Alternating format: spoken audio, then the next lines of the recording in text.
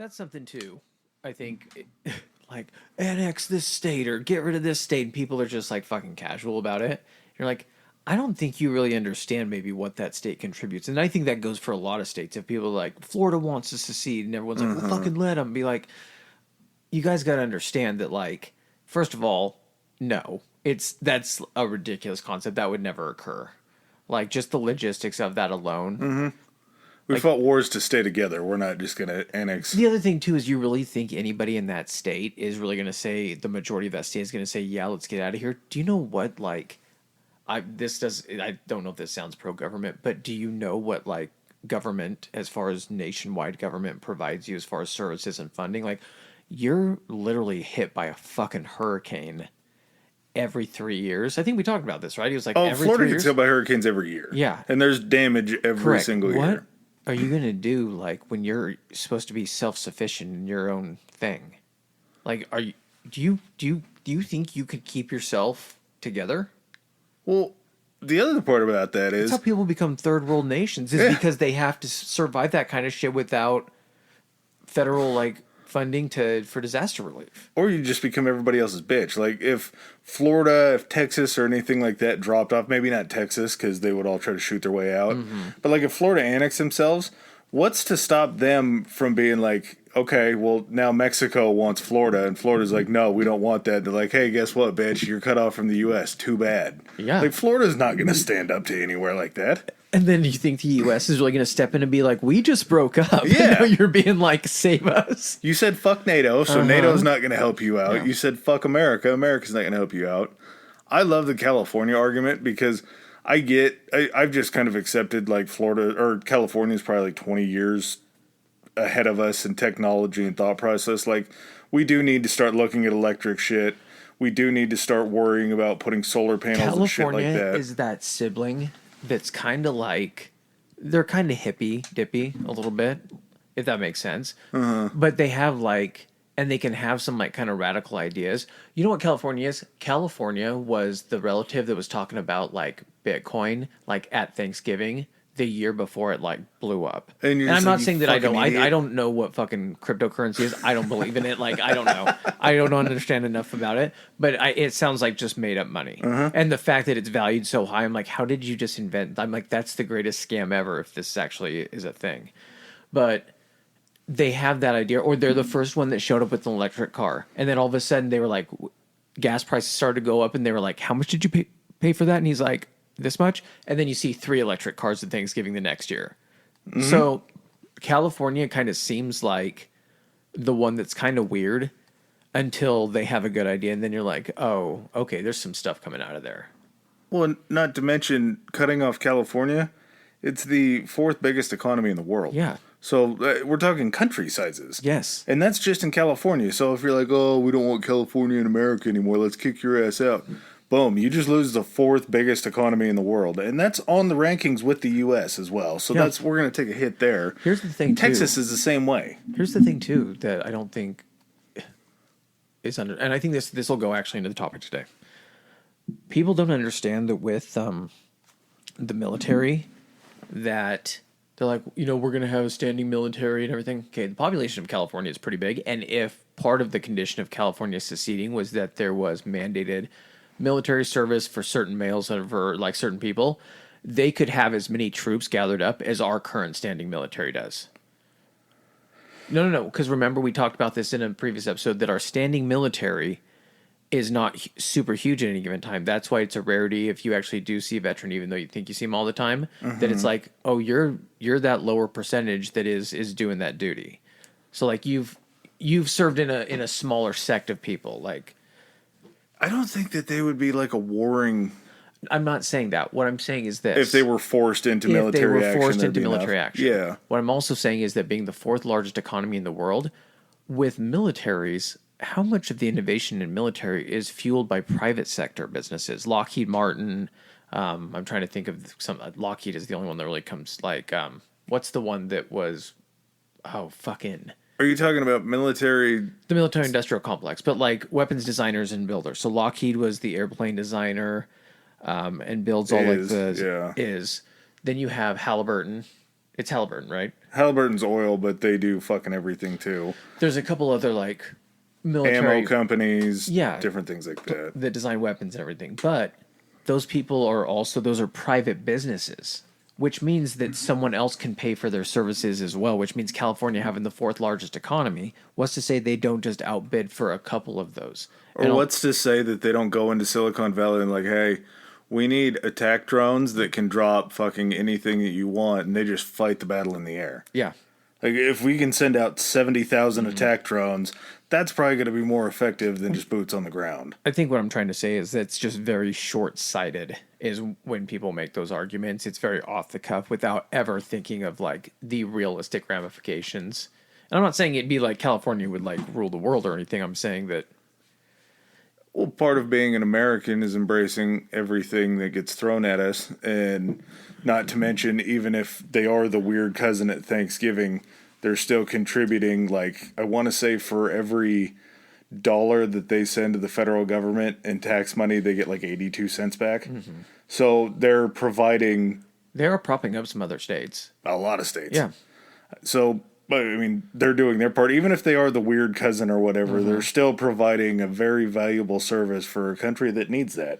I mean, if they started slapping an import or export tax on 25% of the country's vegetables and fruits and shit, it would make a ton of money. Yeah. But we'd have to do it. Mm-hmm. You know who else seems like would be like the weird cousin at like Thanksgiving? This guy, Vernon Wayne Howell. He sounds familiar, but I'm not recognizing the name. I don't recognize the name. What was his the name that he's known by? Oh, David Koresh.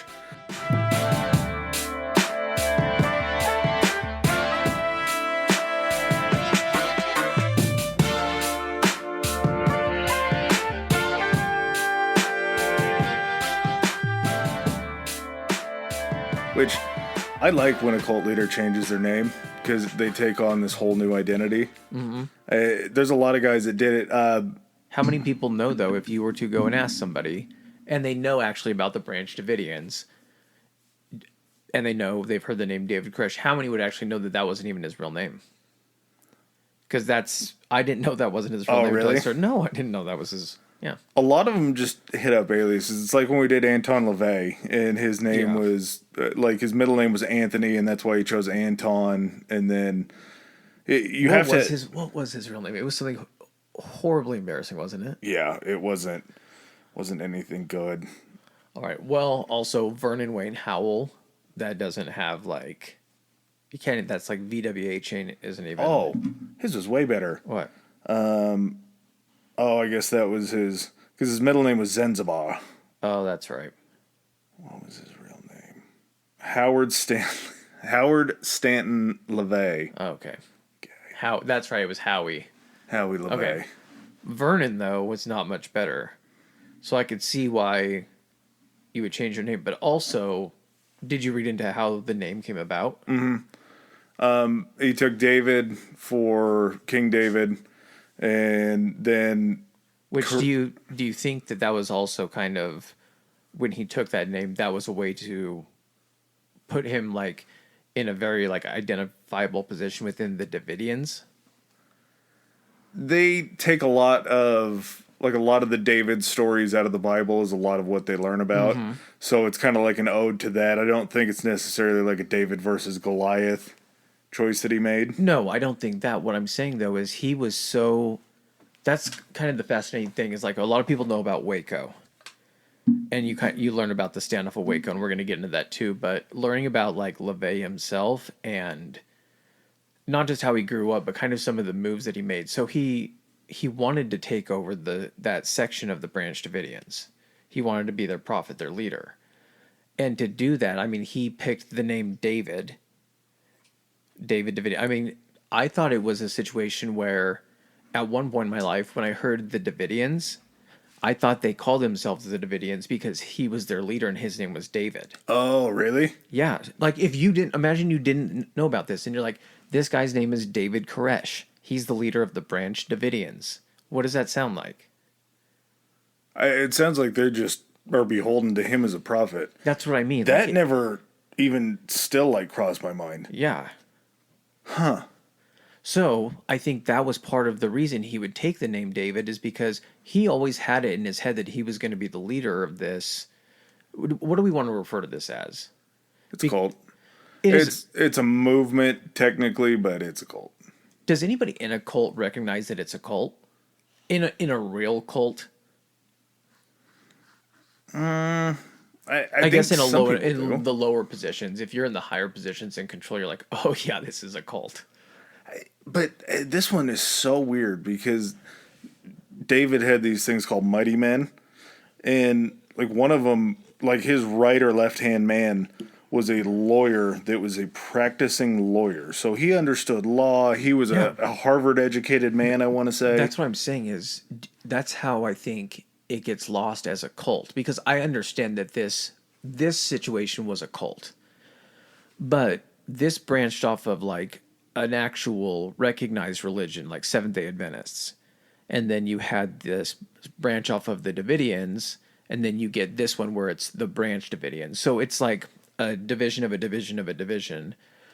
But because you're coming off of I guess a legitimized religion, it's not like you're starting a cult from scratch. It's not that hard. He came into something that already had a structure to it, and simply, I think, turned it into a cult. I don't think he started a cult.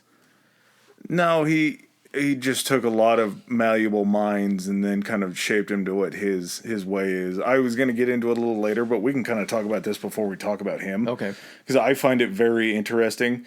Just with the way that religions work, there are like end time religions, and then which preach the second coming, they preach the rapture. Yeah. You're reading into Revelation a lot.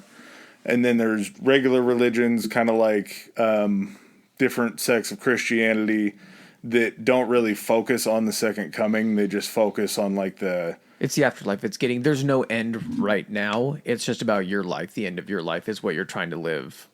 That's the message, I guess. Yeah, it's instead of a doomsday, it's just being as good of a person here now so you can get to heaven. Like you're not worried about the rapture or anything like that. Yeah. And Seventh-day Adventism came from something called Millerism, which was a guy named William Miller. And he was just always trying to predict when Jesus would come the second time. So he would fire out a date. That date would get close. He'd be like, that's not going to happen. I think I've brought this up to you before. Because this is a common theme within these like cult/religions. It always reminds me of Parks and Rec, where in the town in Pawnee, there's this small like localized religion called the Reasonableists. Is that later seasons?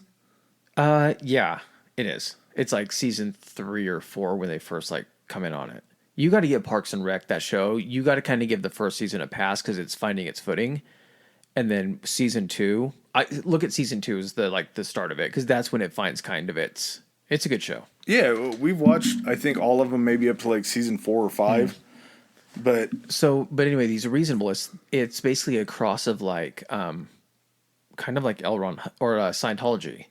So basically, this guy wrote I'm getting off track here, but it's going to play back into this because this is how ridiculous all this stuff can be. This guy wrote a book about organizing your office, and it was called Organize It. And he got really famous because it was this book that a whole bunch of offices throughout like the 70s used. Because isn't that what L. Ron Hubbard or someone got their start at? They did a book that was like a business-related book, and then their next one was just batshit crazy. L. Ron is a fiction writer. I know, but I want to say he did something like that. Anyway. I'm pretty sure he was just straight fiction because that's where he basically told everybody, hey, I'm going to write this book and turn it into a religion. They're like, fuck you, dude. Gotcha. And so he did. This guy, he's like, so he had an idea about organizing stuff, and that was a big hit. And he's like, in addition to the idea about organizing stuff, he happened to also think that the universe was ruled by a 50-foot lizard with a volcano for a face called Zorp. And so he wrote a second book, and it was called Organize It 2, Engage with Zorp.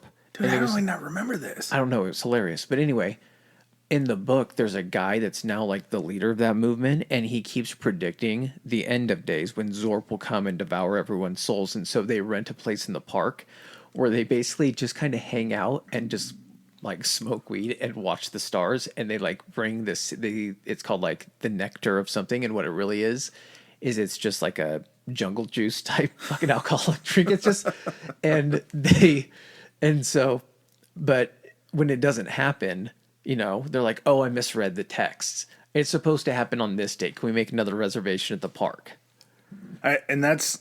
We still see this shit front and center today. Lori Vallow, Chad Daybell, Yeah. the ones that killed the kids, they were a part of an LDS offshoot that believed in the end days.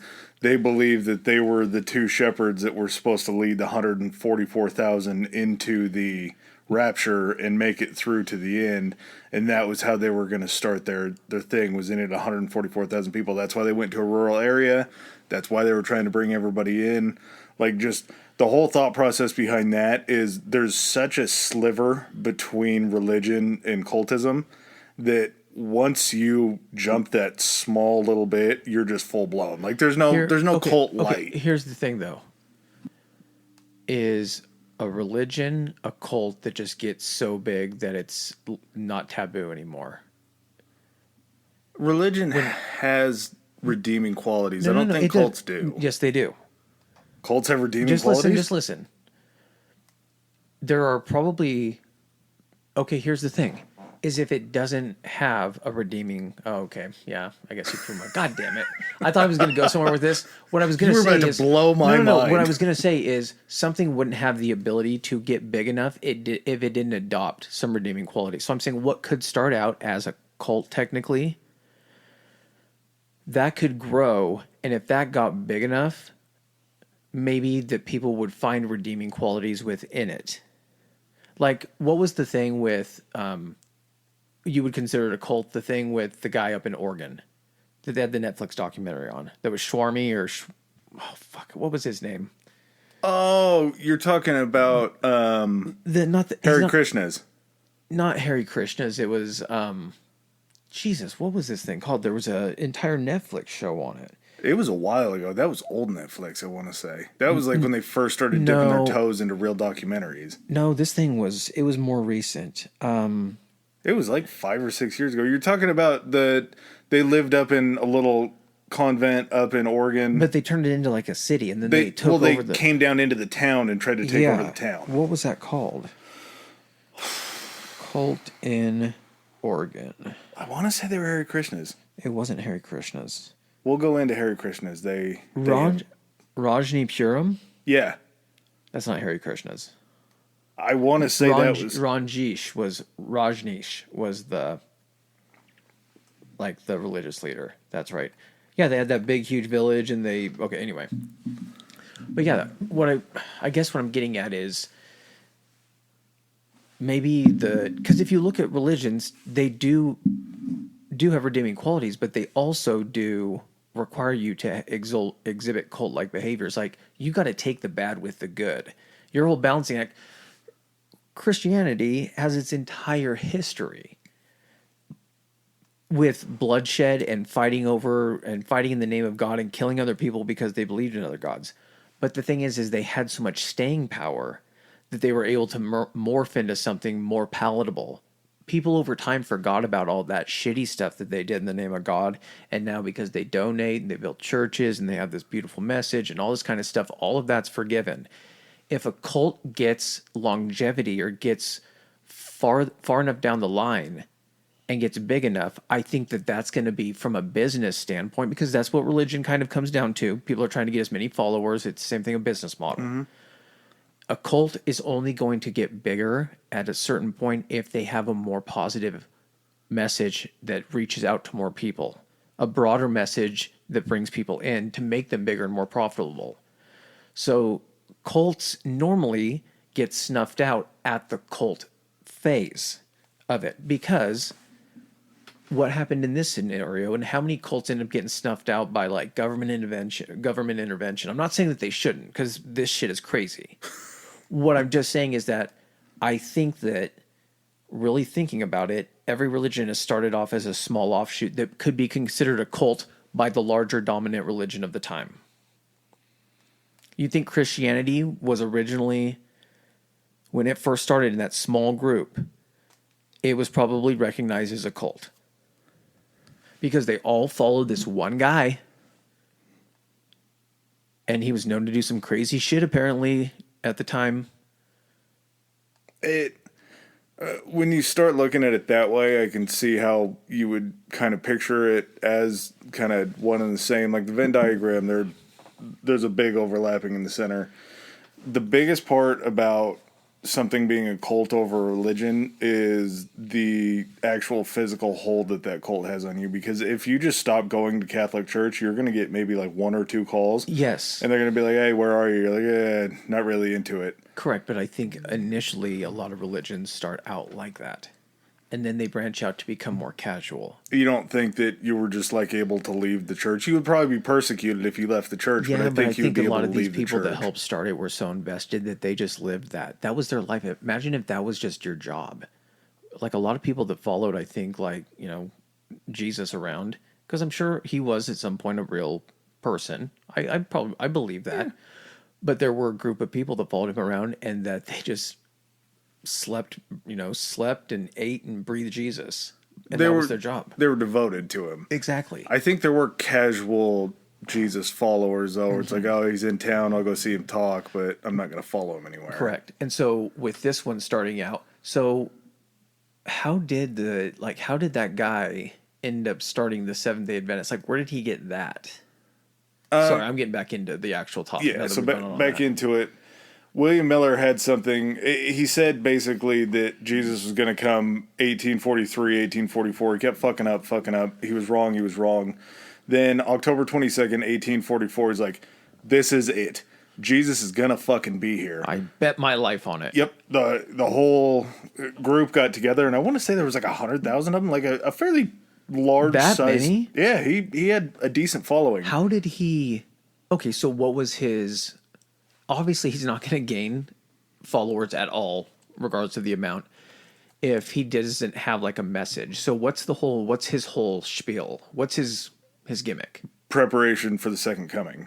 Okay, like, and then you're going to be saved in the rapture if you follow me. Gotcha. Only my followers as part of this are going to be okay. Mm-hmm. Like, you're going to die if you don't follow me. Exactly. Okay. We're preparing ourselves to ascend. Threat of death. Okay. That day is called the Great Disappointment because they got together. They were all hanging out. No, it didn't happen. Yeah, and like they literally watched the sun come up the next day. They're like, "Is that Jesus? Oh, it's the sun. Okay, so it's the day after." How did they expect him? Like he was going to rise over the mountaintop, and they would be able to see him from the distance? Like was it going to be a tiny like to scale Jesus, or just like giant Jesus is being resurrected? Like, is it an earthquake and then he falls down? Are we talking like Galactus from like Marvel, where he just like comes over the earth? He's like, ho ho, Jesus is here. Just a gigantic Jesus form. I didn't get that far into how he was going to come back, but it's called the Great Disappointment because that was basically like the end of the Millerism, and then as he lost followers, they moved into a Seventh-day Adventist. And Seventh-day Adventists... Like a sect of his followers did? Or yeah. He did? Okay, so he had nothing to do with the Seventh-day Adventist. Nope. They were just an offshoot that continued kind of a... They liked hanging out together. Like, hey, let's just keep this rolling without the crazy dude. We're going to espouse some of his beliefs. We're going to believe that there is a rapture. We're just going to believe that we don't really know when it's coming, so we're going to try to be prepared all the time. Okay. And their Sabbath day, I believe, is Saturday. I'm not super caught up on Adventists. I know that they're a little kooky, but fuck, who isn't? The only thing I remember from the place that was where I grew up was that their church didn't have any windows, and I thought that was a little bit weird. Mm-hmm. Kind of like Mormon churches always have frosted windows so you can't see and don't know what's going on. Well, Mormon churches, from my experience, the actual meeting place within the church is never visible even from the windows from the outside. No, there's it's surrounded by hallways, and then there's doors leading into like the main. There's classrooms, and then there's the sacramental hall. My only experience is going up and shooting hoops. They have gyms in them. Yeah, there's a reason for it, man. It's fellowship. They know what they're doing. Yep. So after that, there was another sect that broke off called the Davidians from the Seventh-day Adventists, and the Seventh-day Adventists just kind of let it happen because you really can't do anything about it. So the offshoot is the Davidians, followed more of King David's part of the Bible, more of the Old Testament shit, put a lot of effort into that, but also at the same time... That's the thing, too, is most of the Doomsday, it's all Old Testament. And it has to be, because the New It's- Testament's more of like a chronological. Like there's nothing It's as fluffy. scary. It's fluffy compared Yeah, to the Old that's Old true. Testament is like God's like, you done fucked up. Have some plague. If you're just strictly reading the Old Testament, you're gonna have a bad time. I want to ask a question, but I don't want it to derail this because I feel like we just got back on. We can cut it. It's fine. Okay. With Old Testament and then going over into New Testament, do you think that we're recognizing this as a book of fiction, just a very apparently well-written book of fiction with amazing staying power? Mm-hmm. Okay. Do you think that the offshoot when they wrote the New Testament, they were looking at it and they were like, man, God's been kind of an asshole throughout this whole first book. So maybe in the second book, we have him do something that makes it seem like a big sacrifice he's doing for us to like kind of, because we need to get God back, looking like on the pillar, the glowing figure that we need him to be, not this vengeful guy that's just killed half the fucking world's population through like floods and shit, and then let a guy on a boat and all that kind of shit and everything, like all the famine and everything.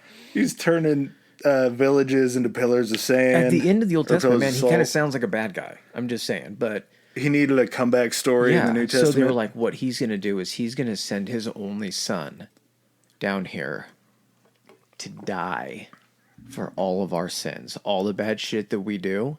He's sending his son down there. Doesn't that like? I was really thinking about this the other night. Why? What's the rationale that he did that? That he sent his only son to die for what we're doing? Like, I don't understand that. He's Jesus is more of like a tool used as far as like somebody that you can say has absolved the world's sins because Jesus took all of our sins upon himself, and that's why he was sacrificed. Yeah, but he wasn't like sacrificed. He was killed by people. Like, if he was going to be sacrificed and God wanted to redeem himself, why would he just have the people that he was dying for kill him? Like that. He kind of did. No, that's what I'm saying. That's what he had done. What I'm saying is that's not a sacrifice. He's just letting us kill his kid. Like, He had to die for all of our sins. yes, to be I understand, absolved. but we did it. It wasn't like God was like, now I'm going to take my son and to show how much I love all of you and absolve you all of your sins, I'm going to kill my son. It wasn't a Cain and Abel type thing where it was like, I know Cain and Abel they were brothers, right? Mm-hmm. But like father-son thing. I want to get back to David Koresh because I feel like this could ravel. I just don't understand that whole concept of it. The whole starting point of it, for that, it's shaky. I don't want to read the rest of the book because the first part's bad. Yeah, there's kind of like great resets in religion. Like you're gonna run into They do that in comic books. yeah, except for they're not putting you all on a boat with two of every animal and then cleansing the world That's of been evil. done in a comic, I'm guessing. Yeah. Or someone, Oh, I guess Thanos snapped and killed half the people. So yeah, and people have gone and harvested creatures from other planets to create them in zoos or preserves and then try to destroy. Oh, Brainiac does that. Brainiac grabs all the knowledge from worlds and then destroys the planets. And it's Superman. sure. Okay, anyway, getting back to the Davidians. So yeah, we have Davidism that spawned from the Seventh-day Adventists. Then the branch Davidians were just literally a branch of Davidians that separated themselves from the Davidians and called themselves the branch Davidians because it's kind of like LDS and LDSR, like Latter-day Saint reorganized. Keep the name, but just add another thing to the name for recognition to give it legitimacy, I guess. To separate us enough, but we're still kind of under that same umbrella. So technically, it's all still Seventh-day Adventism, but there's just certain different beliefs that get taken down. And the branch Davidians, it's so wildly interesting how Koresh kind of found them as far as how he infiltrated their whole game and then took over. So we've been calling him David the whole time. His real name, as we alluded to in the beginning, was Vernon Wayne Howell. He was born August 17th, 1959, so not long ago.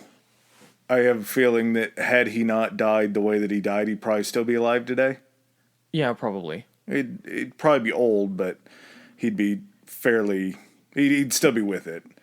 His parents were Bonnie Sue Clark, who was 14 years old, and his dad was Bobby Wayne Howell, who was 19. So there's already a little bit of weirdness going on.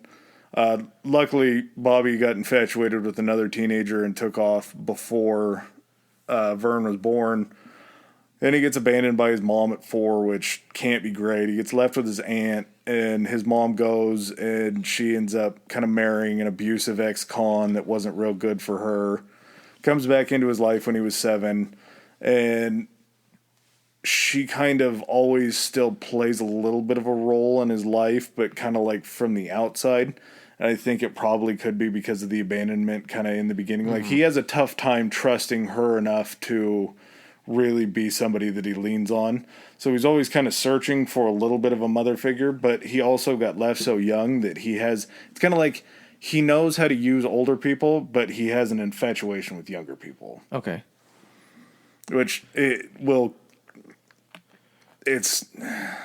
I think they're gross. for different reasons. I think his infatuation with the older people is probably a mother figure thing, and then this infatuation with, I don't know what the infatuation with the younger people is.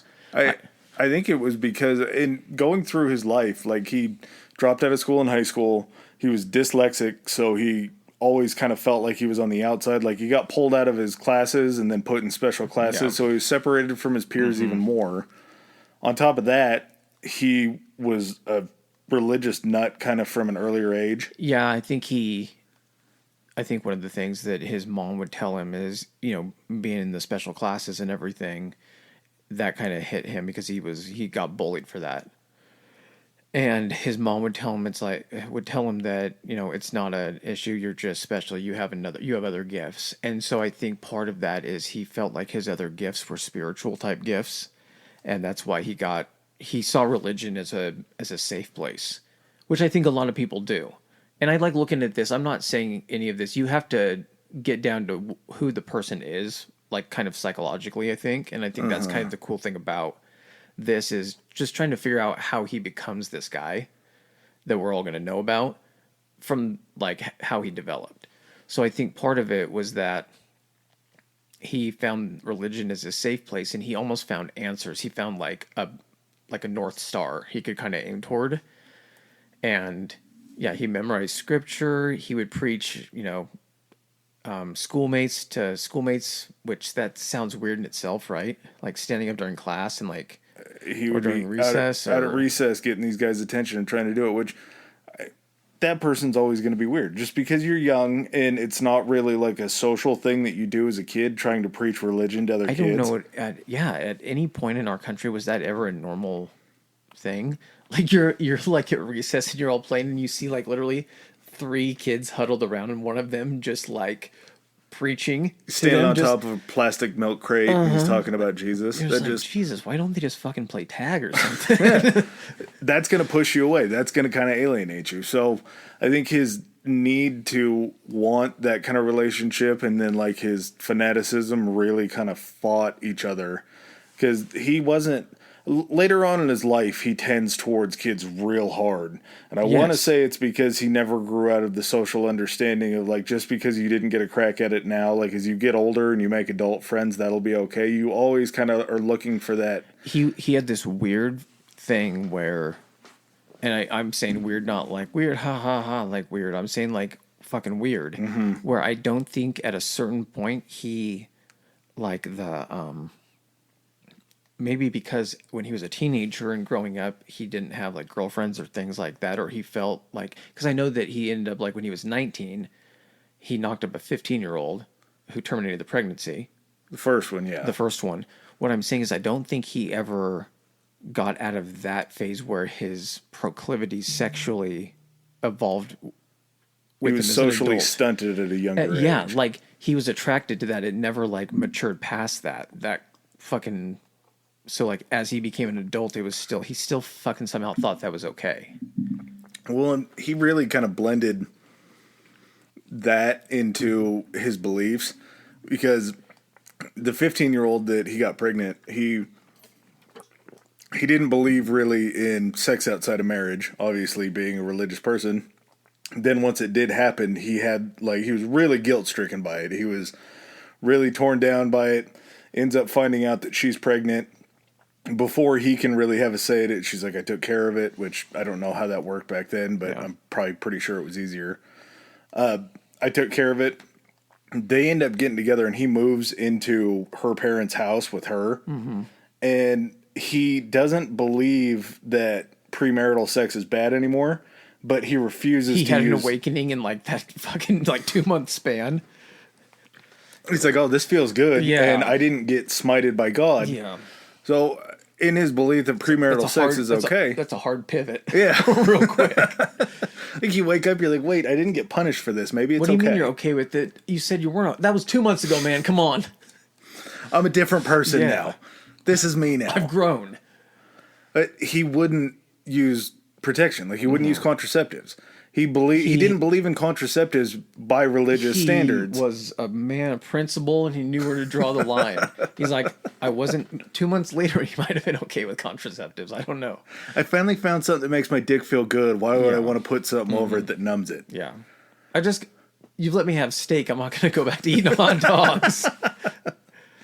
He ends up knocking her up again, and then he ends up getting kicked out, right? Yeah, her dad is just like, enough. You're not going to be a part of this kid's life. You can't be here. And he had hard feelings towards them because they kicked him out. And he's like, well, so you're cool with letting me stay in her bed, but you're not cool with me getting her pregnant? It's like, yes, there's a very defined line between those two things. Like, if you're not responsible enough to make sure that you don't get her pregnant again, you're not responsible enough to sleep in her bed. Here's the other thing. I'm not at all on Team Koresh here. What I'm saying, though, is like, what the fuck is that dad even thinking, those parents even thinking? Like, you finally got your daughter to a point where you can get her away from this guy. She's not pregnant anymore. Separate that. Get your fucking daughter away from this fucking dude who knocked her up. Pull the weed at the root. Don't keep water in it. No shit. And then you're like, oh, instead I'm going to have him move in and then be able to sleep in my daughter's bed and not expect this. Like, he somehow is going to fucking be smart about it. No, you just gave them now an opportunity to have sex all the time. You turn them into rabbits. And I'd like to say that's where the weird finishes with his childhood, but no, because he goes back to living with his mom. They end up going to her, it's not a ward, like her congregation. Mm-hmm. And he starts to develop a very fine taste for the pastor's daughter. And are we talking, is the pastor's daughter like, is this like the town in Footloose? I've never seen it. So the pastor's daughter is hot. I think this one was underage. I'm pretty sure she was underage. Okay. Just in the way it talks about it. Well, I mean, if we're talking about the movie Footloose, technically in the movie Footloose, they're still in high school, but the actresses are all... We've had this discussion before. You got to separate the character from the actress. Julianne Howe, remember the chick from Dancing with the Stars, the hot one? You never saw her? I never saw Dancing with the Stars. I know, but she was like actually... Was she the one-legged lady? No. Like, she was one of the professional dancers. Oh. But she was like on... She's pretty famous, man. You've probably seen her in something else. Is she in movies? Yeah. Yeah, probably. She's in the fucking Footloose movie. Never seen that. Okay, I understand that. What I'm saying is she has been in movies. Okay, but all right. She was like 25, I think, when she did that. Oh, so no, it's like she was old. You have a 25-year-old on screen, and you're like, okay, that's hot. You know they're supposed to be playing a character that's like 17 or 18. Okay. Does that make sense? Yeah. It's that weird like... Later Hermione Granger. It's the Hermione thing. The Hermione effect. Yes. So anyway, he ends up having an infatuation with the preacher's underage daughter. This dad actually is like, fuck no, get the fuck out of here. Well, and not only kicks him out of, like, because he goes up to the pastor and he's like, hey, I think doesn't he try to do that? I got a message from God that I'm supposed to be with your daughter. He closed his eyes. He prayed to God. He opened up his Bible. He looks down, he opens his eyes, and the first thing, basically, like, I don't know what the verse was, but it's like, she needs to be mine. He shows that to the pastor. The pastor's like, yeah, that's not how it works. I've been running this game for a while, dude. I know how this works. Like, you can't pull this trick on me. Get away from my daughter. That's my textbook, boy. Yep. And he doesn't let up. He continues to pursue her, so eventually he just gets completely kicked out. Like, he's out. Yeah. Initially, he was getting kicked out of, like... When he would try to approach like the pastor about this, he would like go home for the day. And eventually then he was like, don't fucking come back, you fucking weirdo. Yeah, stop staring at my underage daughter. This is getting weird. I know you've already fucked this up once. I'm not going to let you do it to her. Yeah. So he goes off to California, and basically, like he for so many of these cult leaders, and I don't know what it is. And Anton LaVey, like I would consider it maybe not a cult. Like Satanism probably wasn't a cult. It was just more of a religious movement, but he was a leader. And then Charlie Manson, obviously being musically inclined. Koresh was very musically inclined. Like he was a decent guitar player. He was a decent singer. And I think he kind of honed those skills more in California back in the hippie times. And he was able to learn kind of a redeeming skill that helps him later on in life. Mm-hmm. Because the Branch Davidians have like a house in California while Mount Carmel is going on down in Waco. Music is like it's like a weird appetizer to kind of get people around the table. It's like the ladies that used to sing on the sides of the mountains, and then it would draw the ships in. Sirens. Sirens, yeah. Yeah, and so from a distance, it sounds really nice and everything. So basically, you're sitting there. The appetizer gathers everyone around. You play some music. That's the main dish. And then dessert, once they're there, maybe you've been passing around something, drinking, you start to talk about stuff. And all of a sudden, a few of those people that are sitting around get up and leave because they hear what you're saying is crazy. A little bit later, maybe one or two other people get up and leave, and you're left with three people there at that group. And all of a sudden, those people like what you're saying. And you're like, I have a place. Why don't we go back and you guys can hear me talk about it a little bit more? That's how you get fucking Charles Manson, and that's how you get fucking cult leaders and shit. It kind of like is a social inn. Did Jim Jones play? He had... I don't know if you can have a name like Jim Jones and not play an instrument. Well, I think that's because there's the rapper Jim Jones now, too. No, I don't think I saw. I didn't know that, so... He had some sort of musical abilities. His was more of like a socialism kind of deal where he wanted to build like a perfect society. Oh, okay. And we'll do a Jim Jones episode. This Koresh is deep into cult, but he's sort of, I don't know if I would call him cult light. Like they never had a massive impact. Yeah, that's true. Their populations were never gigantic. Yeah. But he hones his craft, moves back to Texas, and he kind of starts to fall in with the Branch Davidians. And the Branch Davidians, like we say, they're an offshoot of Davidianism, Seventh-day Adventists. And the Branch Davidians in 73 were taken over by a guy named Benjamin Roden. And he had control of this new sect. He had control of Mount Carmel. They had moved off away from Mount Carmel to form this place called New Mount Carmel. And which one is the one where everything goes down in Waco? Is that the original Mount Carmel or the new Mount Carmel? Okay, so New Mount Carmel was this area outside of Waco, actually. It's in technically another city, right? I think so. But it's just kind of the whole area is called Waco. Exactly, yeah. So it might be like Waco County, I don't know. Anyway, so Mount Carmel was basically like this big, huge plot of land where what was his name? Roden? Yeah. Roden had set up basically like a commune, and it was basically this big, just like a big house, but kind of had wings and areas, had a bunch of like underground, like a huge basement in it. Some of the buildings were 2-story, had a bunch of land around it. They had a huge swimming pool in the backyard. And it could have, apparently, I mean, I don't know how cramped you're putting these people in there, but it can hold quite a few people. I would say it's more like a compound than a commune. Yeah. Because it had like a turret, it had a gun tower in it, it had a watchtower, it had a cultural hall where they would come and meet, and these people were like the real preacher types. Like they would go on and on and on outside sermons 3, 4, 5 hours. In Texas, that sounds like shit. I don't know what their air conditioning situation was. Yeah. They, towards the end, when Koresh is in power, he's the only one with AC. So as the leader, I guess it's good to be the leader because everybody else is surviving outside of it. But when the Rodens have it is when Vernon David comes in. And it's after Benjamin is sick and the wife, Lois Roden, there was something that David had like kind of an epiphany about, and it was something that he really felt strongly about, and it was the feminine voice of the Bible. So like you have God the Father, but you also have like a mother spirit that kind of speaks in the same way, and she's kind of like, she can be a leader too. And he really took a liking to that. I think it was probably because more of his infatuation with women. Yeah. But Lois, after Benjamin, the husband, gets sick, she kind of takes that as like her cue to take over the branch. Yeah. And because we're talking about a very patriarchal society at this point, it's you always listen to the males. Well, they had a son, and the whole thing is the son. Do you remember what his name was? George. Okay. George plays a very big role in Yeah. this. So the son George Roden, she didn't think that he was a good fit or he was capable of taking over the church. Oh. So she didn't. That's why she actually took over. Is because she didn't believe that he was a worthy successor At that point. Yeah. So that's why. Yeah. That what you read? Yeah.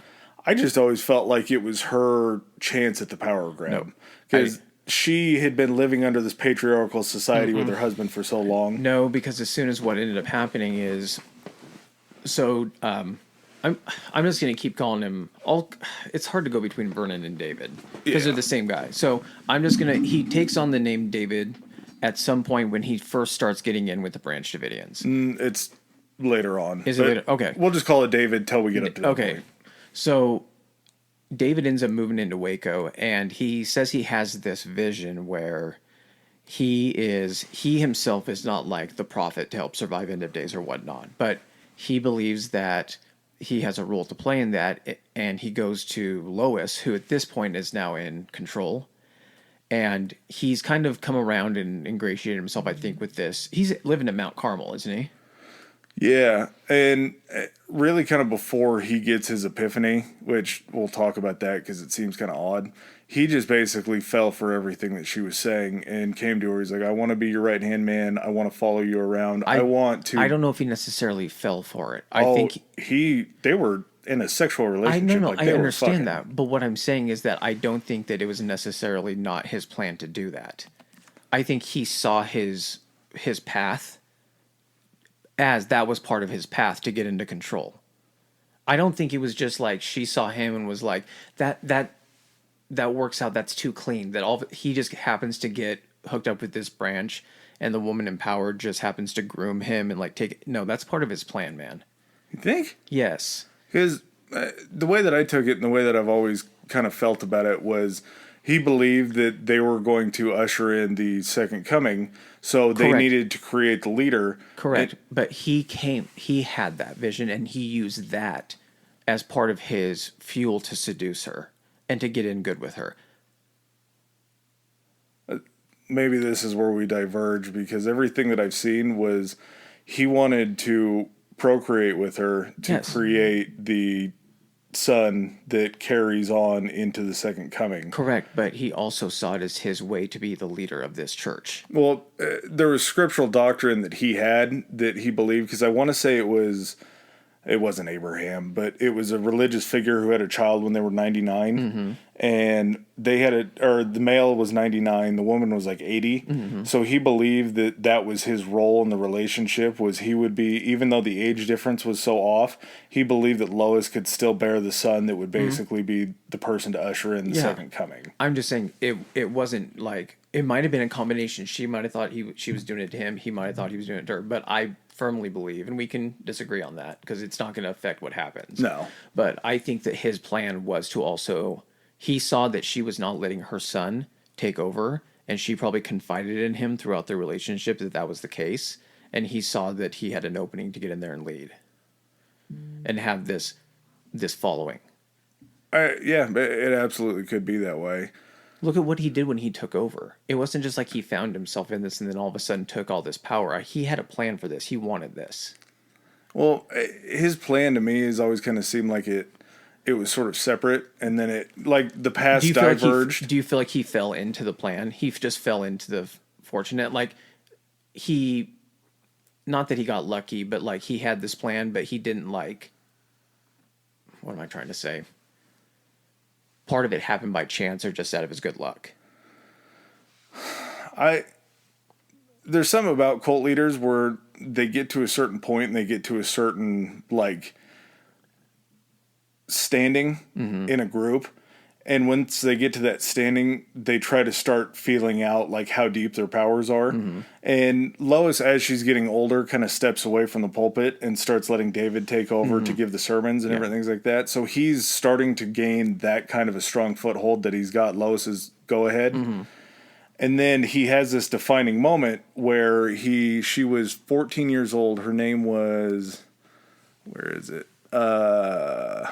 Rachel Jones.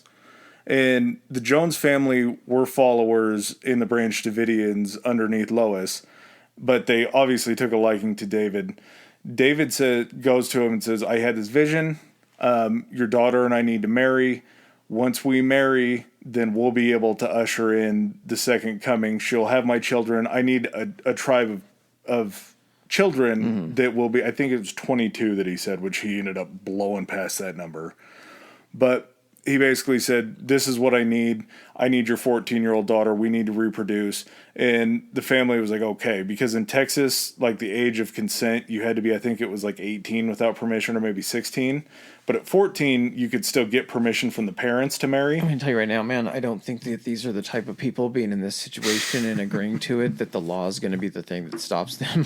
No. I appreciate you saying that's what the law was, but I don't think these people recognize it. Well, her father went down and signed the marriage certificate that he was. Well, at least they okay could with. legitimize it, but I don't think that would have been the preventative. I think they just wouldn't have been married. I think they would have been married with whatever laws of marriage or whatever they had. Well, and this was when this happened. As soon as he did that, Lois and George were just like, "No, bro, you're done. You're out of here." Well, here's the thing too: is I don't think we mentioned how old the difference was between Lois and David when he came in. So Lois was 61 and David was 22. So that to me, A 39-year difference is a hell of a difference. So after this happens with his 14-year-old. George actually forces David out of Mount Carmel at gunpoint. Before he did that, when he was questioning his power, because he was angry that he wasn't getting the shine that David was, he actually challenged him to a duel. That was after. No, he did it the first time, and then really? the second time, yeah. Okay. So when he does it the first time, he's like, you think you're God, I think I'm God. We're going to raise somebody from the dead. Whoever can raise somebody from the dead is going to be the leader. And David was like, no, bro, you're fucking crazy. Which, for Koresh to call somebody crazy, you got to be really out of your mind. And so he ignores it and continues on. George challenges him to the duel? Yep. And George is like, I'll raise a person from the dead? Yeah, he had some very mental deficiencies. I was going to say, that sounded like David, but okay. No. So they end up leaving and they go to a place called, where was it? Texas always blows my mind. Philadelphia, Texas, wasn't it? Palestine, Texas. That's right. Texas, dude. Where in the world? That's crazy to me. It's Bible country, man. Like, there's a lot of places. Like, look at Corpus Christi, and there's so many towns in Texas that I'm guessing are named after biblical stuff. Palestine just doesn't seem like a welcoming place in Texas. Depends on who founded it, man. True. Another just very shitty place. And he ended up taking some of the followers with him. And the followers that he did take were basically living in like tents plywood and buses boxes. And yeah. And it's fucking hot. It's a fucking shanty town is what it is. And David would be out there preaching sometimes for 10, 12 hours a day, which the heat sucks.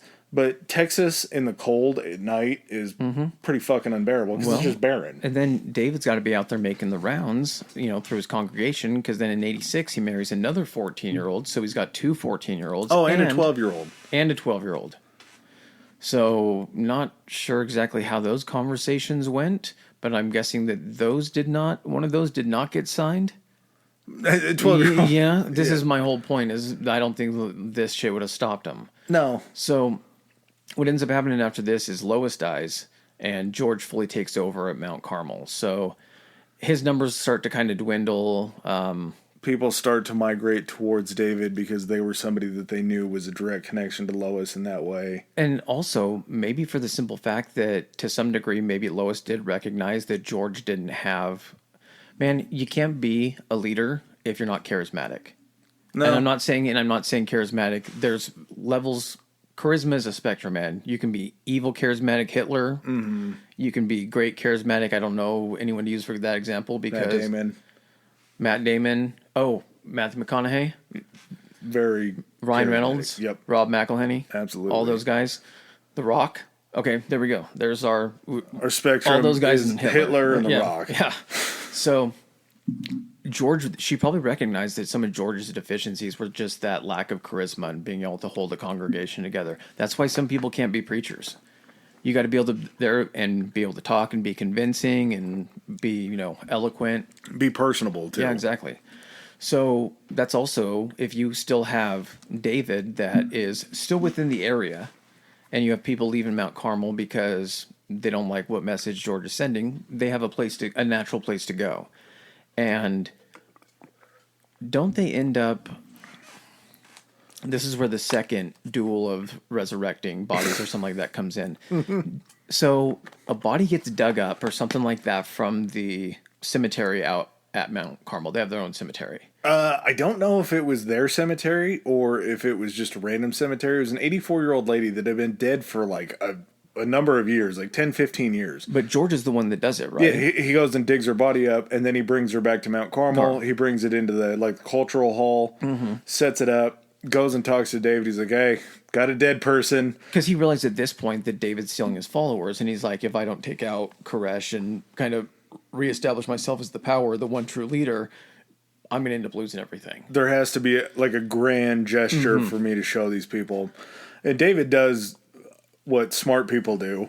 And he's like, okay. This is one of the times where you actually see that there's some intelligence behind what he's doing. Where he's like, I'm not going to battle you. I'm just going to call the cops and tell them you were a grave robber, and then you're going to get arrested. You desecrated a body. And they're going to take you out of play, and then I'm just going to move in. And he goes to the police. The police tell him that they need evidence. So David gets a band of his guys, and they break into Mount Carmel. Armed. Armed. Uzi, yeah. So David himself had an Uzi on him, which I don't know when Uzis were a big deal. It's, like, whenever I think of an Uzi, I think like 80s Russian kind of weapons. Yeah.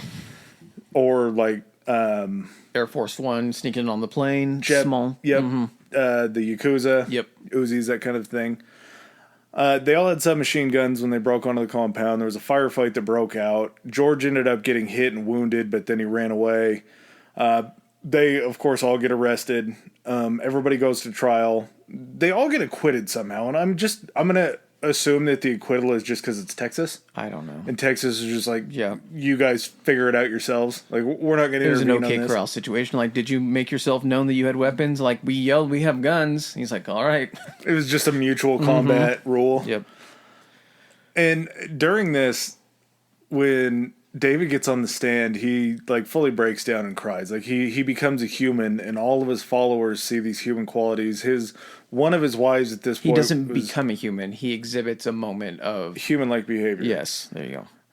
He is just such a narcissist that I don't know if he played this up in order to try to gain favor. You think that this was all a plan for him to cry on the stand?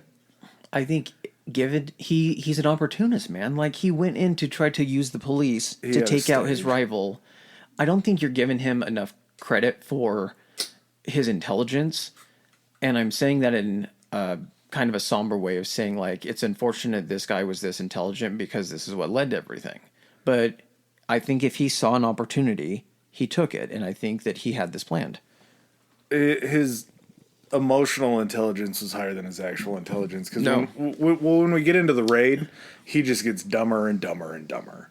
But at this point, when he cries on the stand, one of his wives sees it, and that's like the first time that she's ever seen an adult cry, or like a man cry, and so she immediately falls in love with him more. They all end up getting acquitted. George is just mind fucked at this point, ends up trying to kill somebody else and gets arrested on an attempted murder charge. Goes to jail.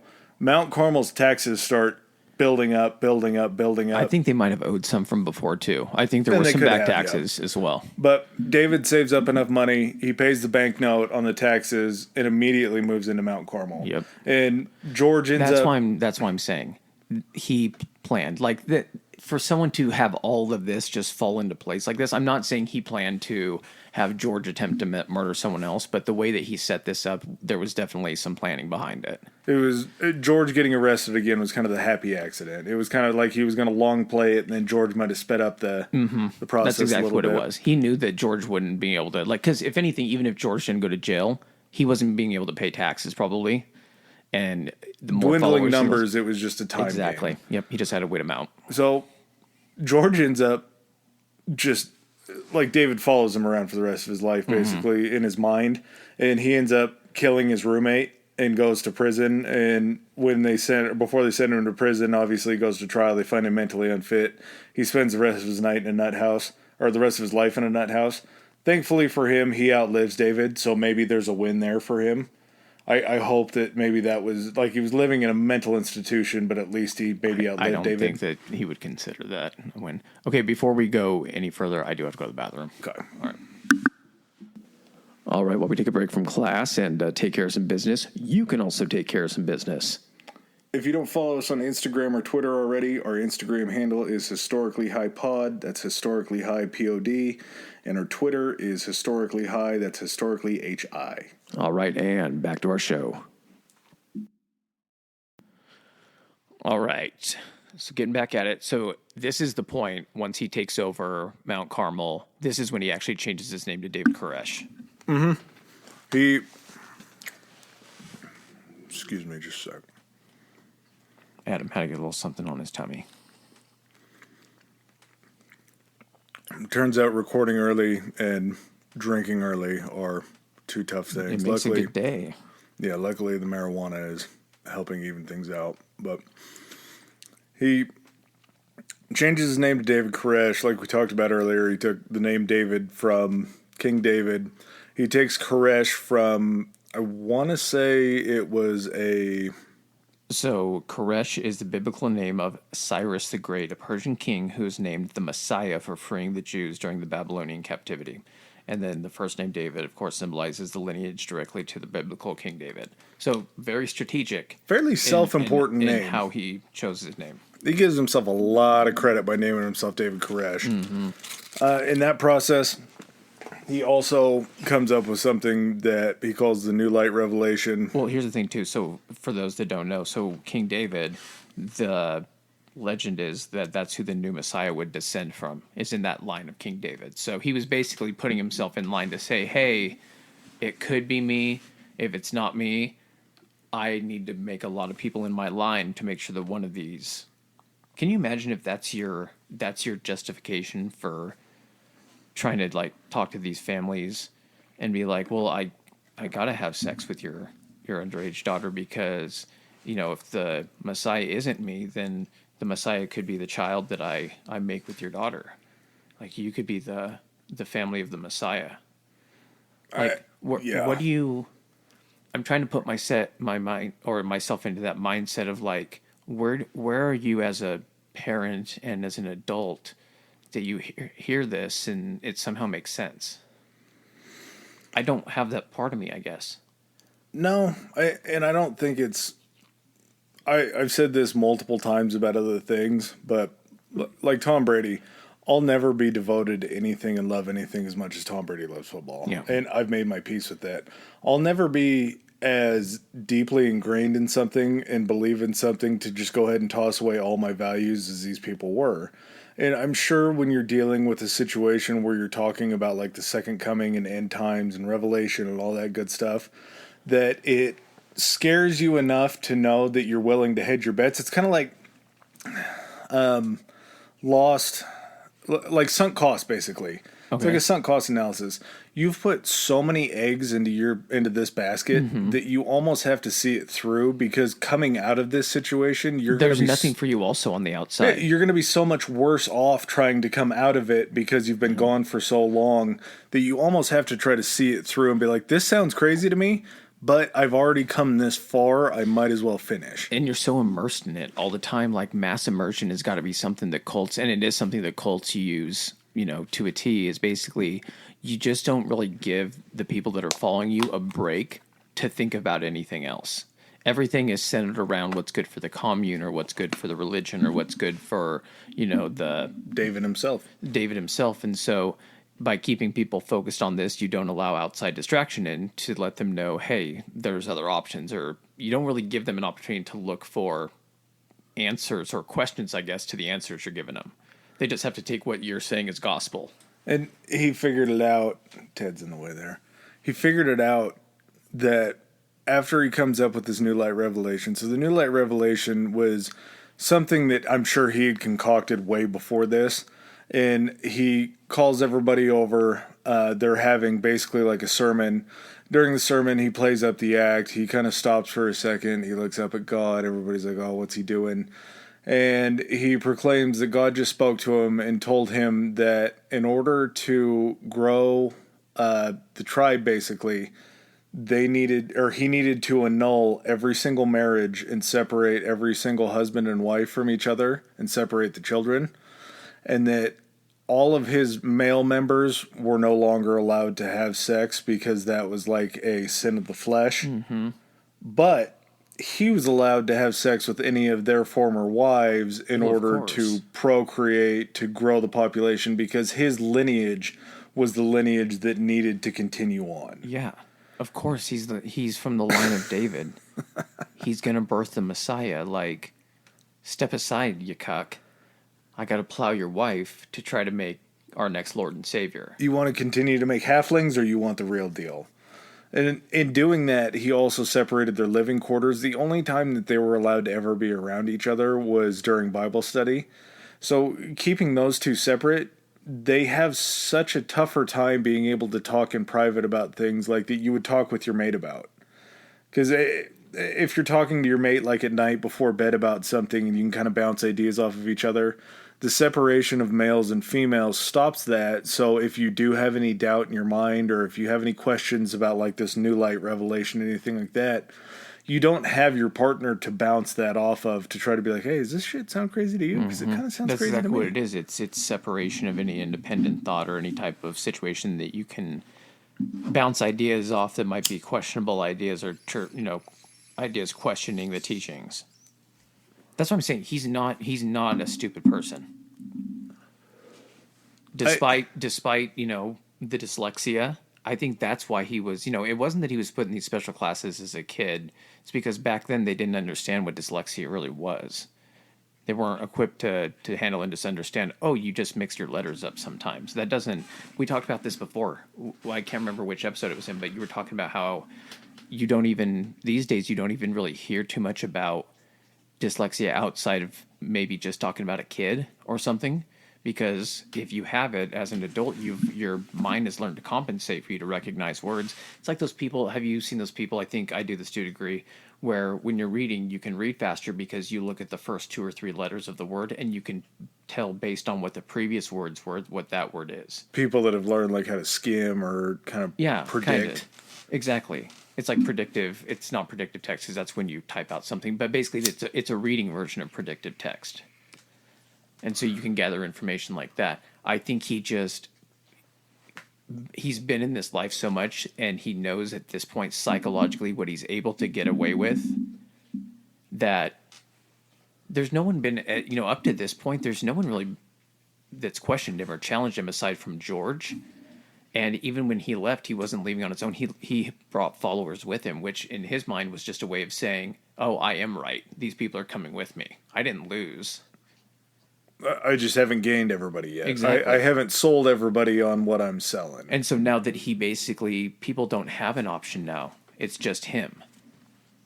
Yeah, George is out of the picture. Lois died a while ago. These are just his people. Those are who he needs to lead. They don't have anywhere else to go. No. I think he did hedge his bets a lot on that, was if you can push him over.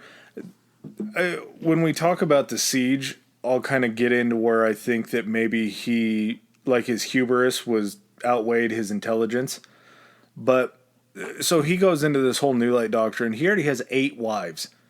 8 fucking wives. Mm-hmm. And not many of them are older than 18. Like it's a very young man's game, young woman's game that he's playing. And he once they kind of have this new light doctrine, he just starts fucking like crazy. He is all over these women. He's taking different wives, or not wives, but he's basically taking different mates, and he's procreating like crazy. Like his children are the amount of them. I think like had this whole siege thing not happened, he would kind of have a larger line than would be okay with. And I don't know how I would take being like the son of David Koresh at this point in my life. Like if I knew that that's what my dad did, I don't know, because you don't want to fall into the demonizing part of it because he's your dad and you never really knew him. But at the same time, there's still sects out there who believe that he was the true Messiah, that he stood up, to the government, like he's still spoken about favorably in different circles that aren't good circles. You have to, like, it would take a lot of, yeah, I don't know if I can imagine someone that's that mentally well adjusted that it isn't something that's like strongly affected their life. You're always going to be in therapy. Well, here's the question though too, and this is going to jump forward a little bit, but we're going to cover the information anyway, is how many of his actual kids made it out? I don't know how many of them made it out. I think some of them did because he had there were, like I said, there were different areas that they would have like communes. Like they had a house in California that was the parents' house of a wife that he had that they had walked away from, basically like the cult. Okay. And I know that she had kids. I don't know if she escaped with the kids or if they stayed on the compound with David. But I think there were people that got out. So there's still probably a few of his kids, but a lot of them died in the siege. So as they're on the compound now, and as they obviously need money, they need a way of funding this whole fun farm that they got going on. He has people that are out working in the public and then bringing their wages back to him. One of the big things that they get into, and I'm sure it's a huge industry in Texas, was they created something called the mag bag. Mm-hmm. And it was basically an arms dealer where they would be getting guns in and they would be going to these private seller shows, and they're not private. It's like when you do I don't even know how to compare. You know, sometimes around here we do like the RV show down at the expo. It's like a gun convention. That's all it is, but they have these all the time. And Texas is so big and these are going on all the time, so much that it was basically they didn't have a brick and mortar place, but they would go around to these gun shows and sell. They would, and that's why it's like because they're selling these guns privately. They don't have like a store open. That's what I mean. Yeah, but that's why it's private. Mm-hmm. It's like they're just selling out of their license at these shows. They don't have like a full store that you can go get things correct, at. Yeah. But they get real privy to being able to alter guns, and the family that got away that lived in California, they were still so under his tutelage kind of that they had a conversion kit to make a gun an automatic, and it was like a machine gun. It was like to make an automatic machine gun. Yeah. After they kicked all the Davidians out, they actually held that for him to come pick up because they thought that he would want it. Yeah, so that kind of leads in, and that's leading into basically the Waco siege and kind of the lead up of what brought it on. So because they have a hand and they're getting some of their money from basically arms sales, but at this point it's kind of legal arms sales, there's kind of suspected that they might be stockpiling arms at this point. And I'm not sure who this really comes under, like who first kind of brings this to the attention. I don't know if there was a government agency at this point that was kind of like had an eye on potentially like extremists. Well, we just talked about this previously. Maybe there was still a group that was looking at these smaller, like what they could consider extremist groups or cults or something like that at this point.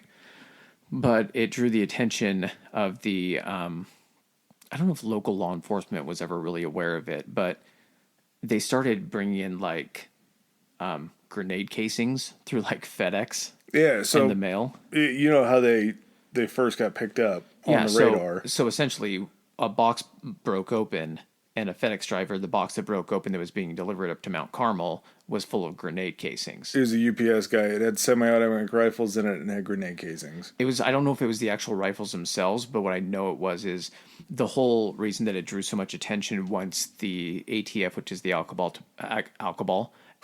tobacco, and firearms, they're essentially the legal, what would you consider them? The enforcement agency for it. The government arms of regulating alcohol, tobacco, and firearms. So what ended up, they kind of found through their research and also through like testimony of people that lived around the areas, they had some people talking about hearing automatic weapons fire from the Davidian complex. Somebody that mentioned it was also a like former soldier, and he's like, I was in Vietnam, I know what automatic fire sounds like, because they also had firing ranges. They had built firing ranges out at the complex. Yeah. So what they were doing is they were taking these weapons that were semi-automatic rifles, and I guess with like AR-15s, if you take an AR-15 rifle, but then you swap out with an M16 receiver, the M16 receiver would be what like the military used. It's the weapon that you always see in Vietnam movies. It's the machine gun, except it's like the all black classic one. It's the one that like a lot of people use as logo, you know, when they put the stickers up and everything. Mm-hmm. It's the M16. So if you would take the receiver and the firing mechanism off that and put it onto an AR-15, it would become fully automatic. They had a way of doing this with rifles. They could also do this, I think, with pistols. A couple of the pistols that they had at the complex. So this actually gets the attention of the ATF, and they start kind of looking into him. They even send in like someone undercover. They had also had a lot of just from like pending court cases about people that had left in like kidnapping and child abuse, different people that have escaped from the Davidians that tried to bring charges against them. There were charges of child neglect. There were charges of child abuse, which obviously we know is going on because he's fucking underage girls. Well, and it's not even the weapons thing. I mean, that was part of the reason that they were allowed, the Attorney General allowed them to perform the siege or the raid. Mm-hmm. It wasn't even the weapons. It was because there were still children in there. And there had already been so much proof of like child abuse and child neglect and everything that was kind of the catalyst, or what they used as the reasoning to get, because they had to get presidential approval for this. The Attorney General actually went to, who was president at this time? Clinton. So Janet Reno had to go to Clinton, and he initially declined the raid and said this needs to be done as a negotiation and everything. She then had to go back once the raid was already before the raid happened a second time, and was like, hey, at this point, we're worried about the children, the kids, and he's like, do what you think is best. That was definitely a major driver. Like you were talking about with the surveillance, the ATF actually moved agents in next door to Waco, or moved next door to Mount Carmel in Waco. Across the street or something? Yeah, I don't know how big the compound was, but I'm assuming it was probably fairly sizable. From the pictures, it looks like there's a lot of space around it. I'm not sure how near to the main road or the next house is, but this is like rural Texas. This is not, And if your neighbor's moving in of a certain style of life, like I don't think it was like a male and a female agent. I think it was just a couple male agents. Mm-hmm. So it sort of gives your position away. And these agents that had moved in next door started actually going over and attending like Bible study. Mm-hmm. And Koresh said that he knew that they were, this is where I get into like Koresh's hubris was outweighed his intelligence. Because he said that he knew that they were ATF agents and he knew that they were there spying on them. But he believed so much in his words and what he was saying and what he was preaching that he actually believed that even though they were ATF agents, that he could get a hold of them and he could sink his claws into them and that he could make them believe what he believed to try to flip an ATF agent, which a lot of people in the public, you have the ability and kind of the strength of them not knowing what you do. But as soon as you start bringing people into Bible study that have prior knowledge of the child abuse and the weapons and the guns, you're not going to buy into his bullshit. No, well, he believed himself. He believed in himself that much that he could flip an actual ATF agent. Well, here's the thing too: is he did talk to a few agents, but then they actually sent in this undercover agent, Robert Rodriguez, who Koresh learned his identity, and he chose not to reveal that fact or anything until the actual day of the raid. So, kind of like you're saying, this hubris. I don't know if he believed that he could turn this guy into someone who was going to be, a double agent and kind of be on his side, or if he was just so confident that he could hide everything from this guy that eventually they wouldn't see anything, and then they would just say, there's nothing there's nothing going on here. I think you lean towards kind of the first, because the beginning bungle of this whole thing, in looking back on it, I don't really remember having this thought, but when they talk about how the raid was botched, I kind of disagreed until it really came back to this thought. But basically, before this started, a couple days before, there were FBI agents, because the FBI wanted to be involved, but there were more ATF agents that had flooded into the rural area of Texas. So as those hotels fill up, the local newspapers and media are starting to figure out that there's something big going on. They know that the local media knows that the Davidians are out here already. Yeah. But they're kind of weird. Know that could be what's going on. So local media gets a hold of it, and on the day of the raid, a reporter gets lost. And as the reporter gets lost, they do the logical thing. They ask the postman where they're going. Postman turns out to be David Koresh's brother-in-law. So David Koresh's brother-in-law is the mailman, calls David Koresh. He's like, hey, there was a reporter out here looking for you guys, saying that there was going to be a raid today. Mm-hmm. Koresh finds out about it. He lets everybody else know. He actually told Rodriguez that he knew what was going on and he knew what he was, and he let him leave under his own volition. Yeah. That, to me, makes me think that he really thought, okay, this is what needs to happen. If you're not going to believe in me, that's fine. You can go fight your side of the war, because ultimately he believed that they were going to have to go back and fight, I think, in Israel for their freedoms when the rapture came. But then he started to realize during, I think it was the Persian Gulf War that was happening right around there, that their fight was actually going to take place at home in Waco against the government instead of against the New World Order. Okay. Okay, so you don't think that his process was that he was going to just get out of this? You thought he realized that it was either he was going to come out victorious in this, or everyone was going to die? That this was going to be the persecution that then led into the second coming. Okay. I really think just through everything that he said to the ATF and the way that he tried to preach, he knew that this was coming. He knew... What are you looking for? No, my pen. Keep going. He knew kind of that this was going to happen, and he was preaching to his people on Mount Carmel about it, because they were training children with firearms. They were training the men with firearms. They knew that there was going to be an armed conflict. It's guerrilla warfare. He basically knew, coming from all of the different raids, or not different raids that had been done, but the investigations, he knew when the ATF was sending people in that it was eventually going to have to end this way. Well, I think it's a combination of him knowing that his days are probably numbered a little bit, but also a false sense of, I don't know, grandeur, or his place. What do you call that? He knew he was going to have to be a martyr. A God complex. He was going to have to be a martyr for his cause, and he was going to have to, even if he gets killed, everybody that's a Branch Davidian on the outside he thinks is going to be like, okay, well, he was preaching this, and then it came to fruition. He has to be the guy that we should be listening to. Well, and here's the thing, too. Can you imagine being Rodriguez, and you know that he knows, and he's like, you can leave? Can you imagine what that feeling would be like walking out and walking to your car just waiting to get shot in the back? Knowing that he basically knows it's go time and he's got nothing to lose. You've been in there. You know kind of how crazy these people are for him.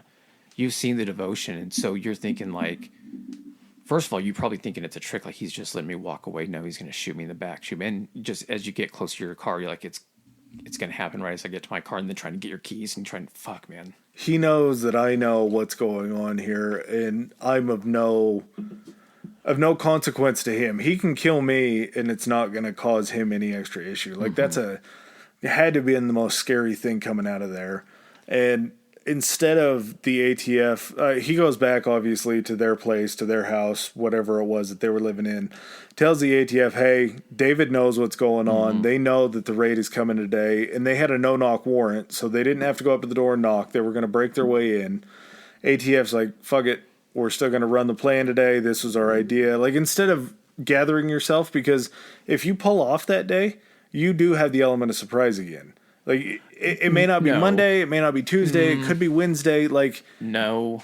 Yes and no. Here's the thing: is if you're giving them, yeah, they know that you're on the way and they can prepare between the time that they know now, but even if they call it off, they know that your plan is to raid. So at that point, regardless of how long you wait, I mean, unless you're willing to wait a year, maybe more, they're going to be on high alert, and they're also going to have the opportunity to bring in additional resources and bring in additional, like, either if they need weapons, they can do more training, they can fortify more.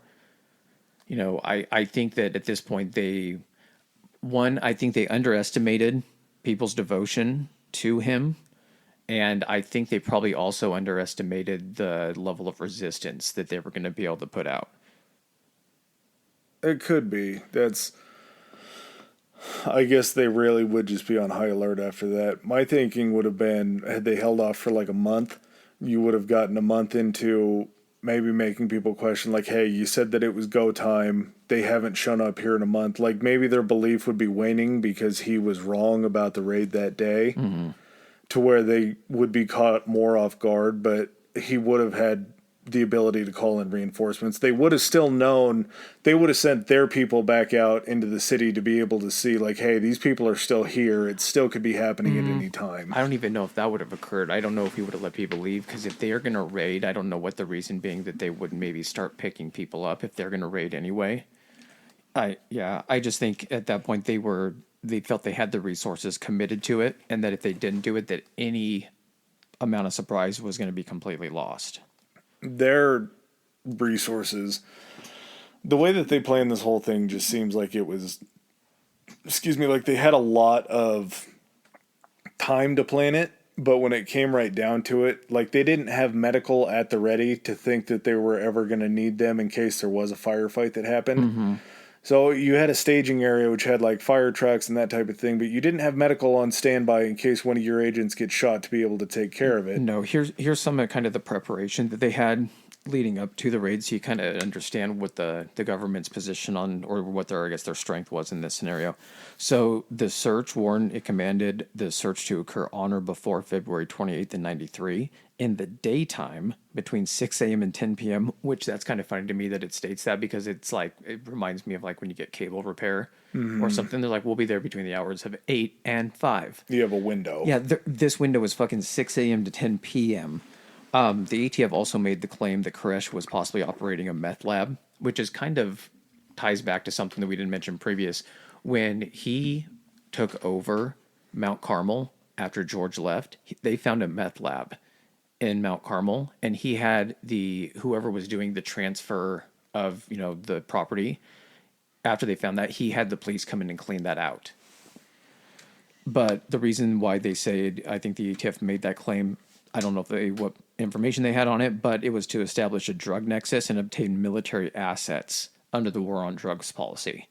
So because essentially there was a meth lab, they were able to, I think that's how they got a hold of some of the like armored vehicles. Because they had like Bradley fighting vehicles. At some point they had Abrams tanks. Yeah, that's... So they had to have known, bringing a tank in, that they were going to meet some sort of resistance. But I don't know if they brought that. Keep in mind, this is a siege that lasted 51 days, almost True. 2 months, and depended on how it went. Because of course there were times during this standoff that no action was occurring during certain days. Most days, exactly. There were only a few days, because it wasn't like, hey, we're just going to knock down a wall with this tank and then back off and wait for a week. It was activity going on. If they were taking action, it was to be immediate action. and that's that same day that they launched the raid. They were just met immediately with firefight. Yeah, so it was March 1st, 93. It had the code name Showtime. The ATF later claimed that the raid was moved up a day to the 28th, essentially, in response to the Waco Tribune Herald's The Sinful Messiah series article, which is another thing. So apparently the Waco Tribune had this story about David Koresh that they had been like sitting on for a while under pressure from the government. And they were like, don't put this out there, because they were afraid that it would draw attention, even if it was like So I think their fear was, even though this was the Waco Tribune, as soon as the media got a hold of this, that there was a siege, then people would be just like grabbing for articles to try to get information about this. The Waco Tribune would be like, hey, we have this huge article that we just wrote, and it would give the nation a lot more visibility into what the Branch Davidians were. So I don't know if they were worried it would cause like sympathy or blowback or something, but what ended up happening is it was released on that date. And I'm sure he wasn't too bummed, or Koresh wasn't too bummed about it. Oh, no. I mean, I'm sure he had other things to think about at this point. He didn't have time to kind of sit and bask on it or in it. He wanted the national attention. And after that first day of the raid, I read somewhere that like actual gunfights and firefights with like the ATF and the FBI and all that stuff, they last around like 2 minutes. This shit lasted for 2 hours. Mm-hmm. And the only reason that the ATF had to pull back, and one of the things that I really think that like the Branch Davidians, knowing that they were stockpiling shit, this was like a big advantage. Because the ATF actually started running out of ammunition to where they had to pull back while the Davidians were still firing at the same rate. So the ATF wasn't even prepared enough to be able to go in to fight these people that were stockpiling ammunition. Like that to me is crazy that they were that prepared. Well, check this out. So while not standard procedure, the ATF agents had their blood type written on their arms or neck after leaving the staging area before the raid, because it was recommended by the military to facilitate speedy blood transfusions in the case of injury. So they fucking knew, because also calling in the military, they knew the severity of this. They knew what they were going up against. So it's daylight. They go to actually like serve the warrant, or go to like breach and serve the warrant. And basically, I want to say, let's see, how many people ended up dying the first day?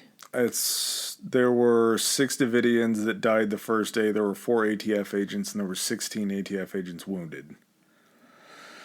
That's a lot. And one of them, the Branch Davidian people that died during the initial was 5. There was a lady that was coming home from work that day that didn't know. Well, during this raid, wasn't this the raid, the very first, that's where Koresh got shot, isn't it?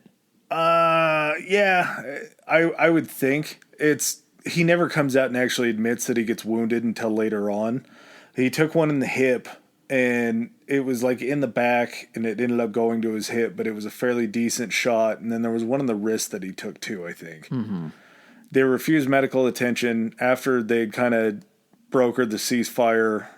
During the actual raid, Koresh and a couple other people had called into the local police department, and the local police department didn't have a straight line to the ATF where this was going on. So as Koresh was trying to talk to the local sheriff's department, they're like, whoa, they didn't give us enough warning to have a connection here. We're trying to get a hold of them to try to broker this ceasefire. So I'll just kind of do a breakdown of it, the initial raid, kind of what popped it off.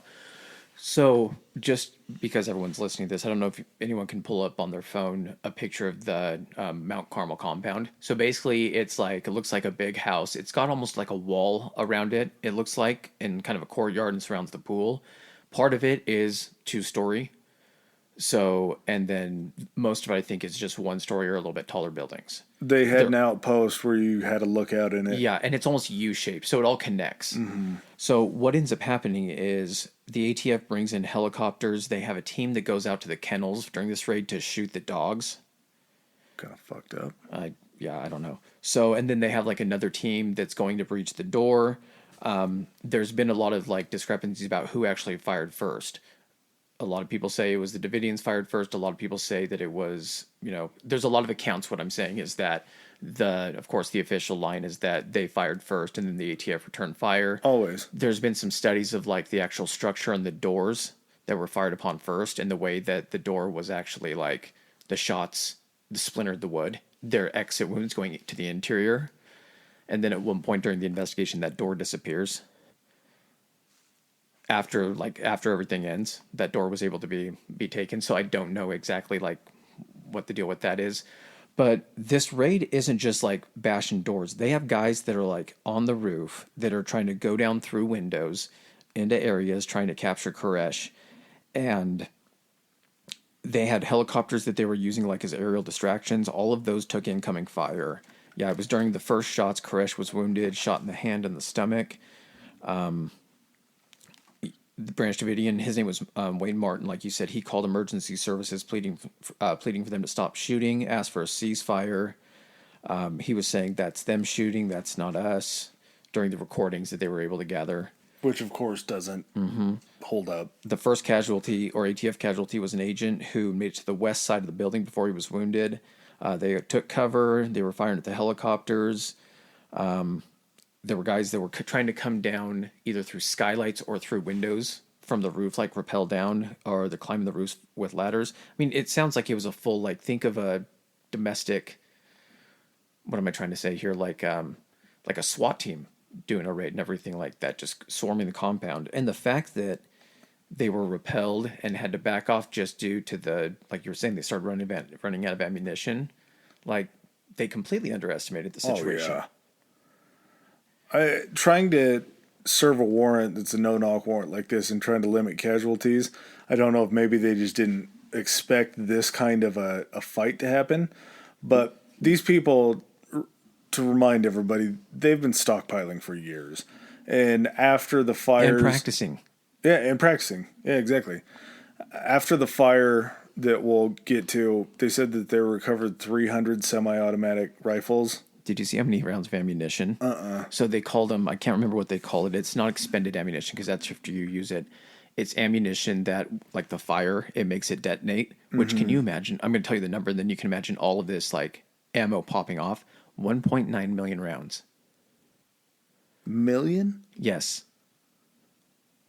How did everybody not get... I guess the propulsion's a little bit different, but how did everybody outside just not get shredded by 1.9 million bullets when Popping the off fire at the started? same time? Well, you got to imagine no one even when there's a fire like that, especially in this kind of scenario, fire departments aren't trying to put it out. The whole thing's burning because it's unexpected. You're not expecting the way that this happens.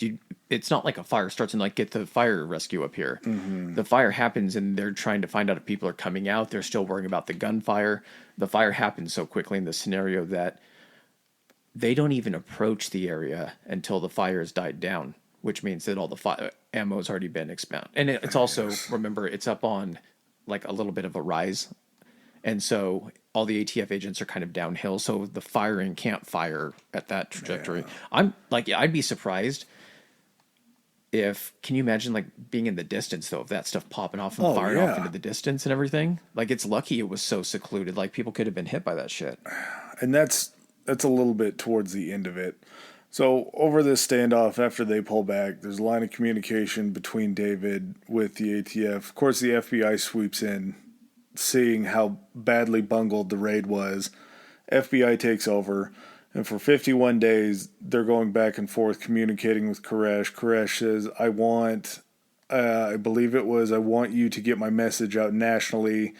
A Christian TV channel picked it up, and they were allowed to film something to put out to the masses.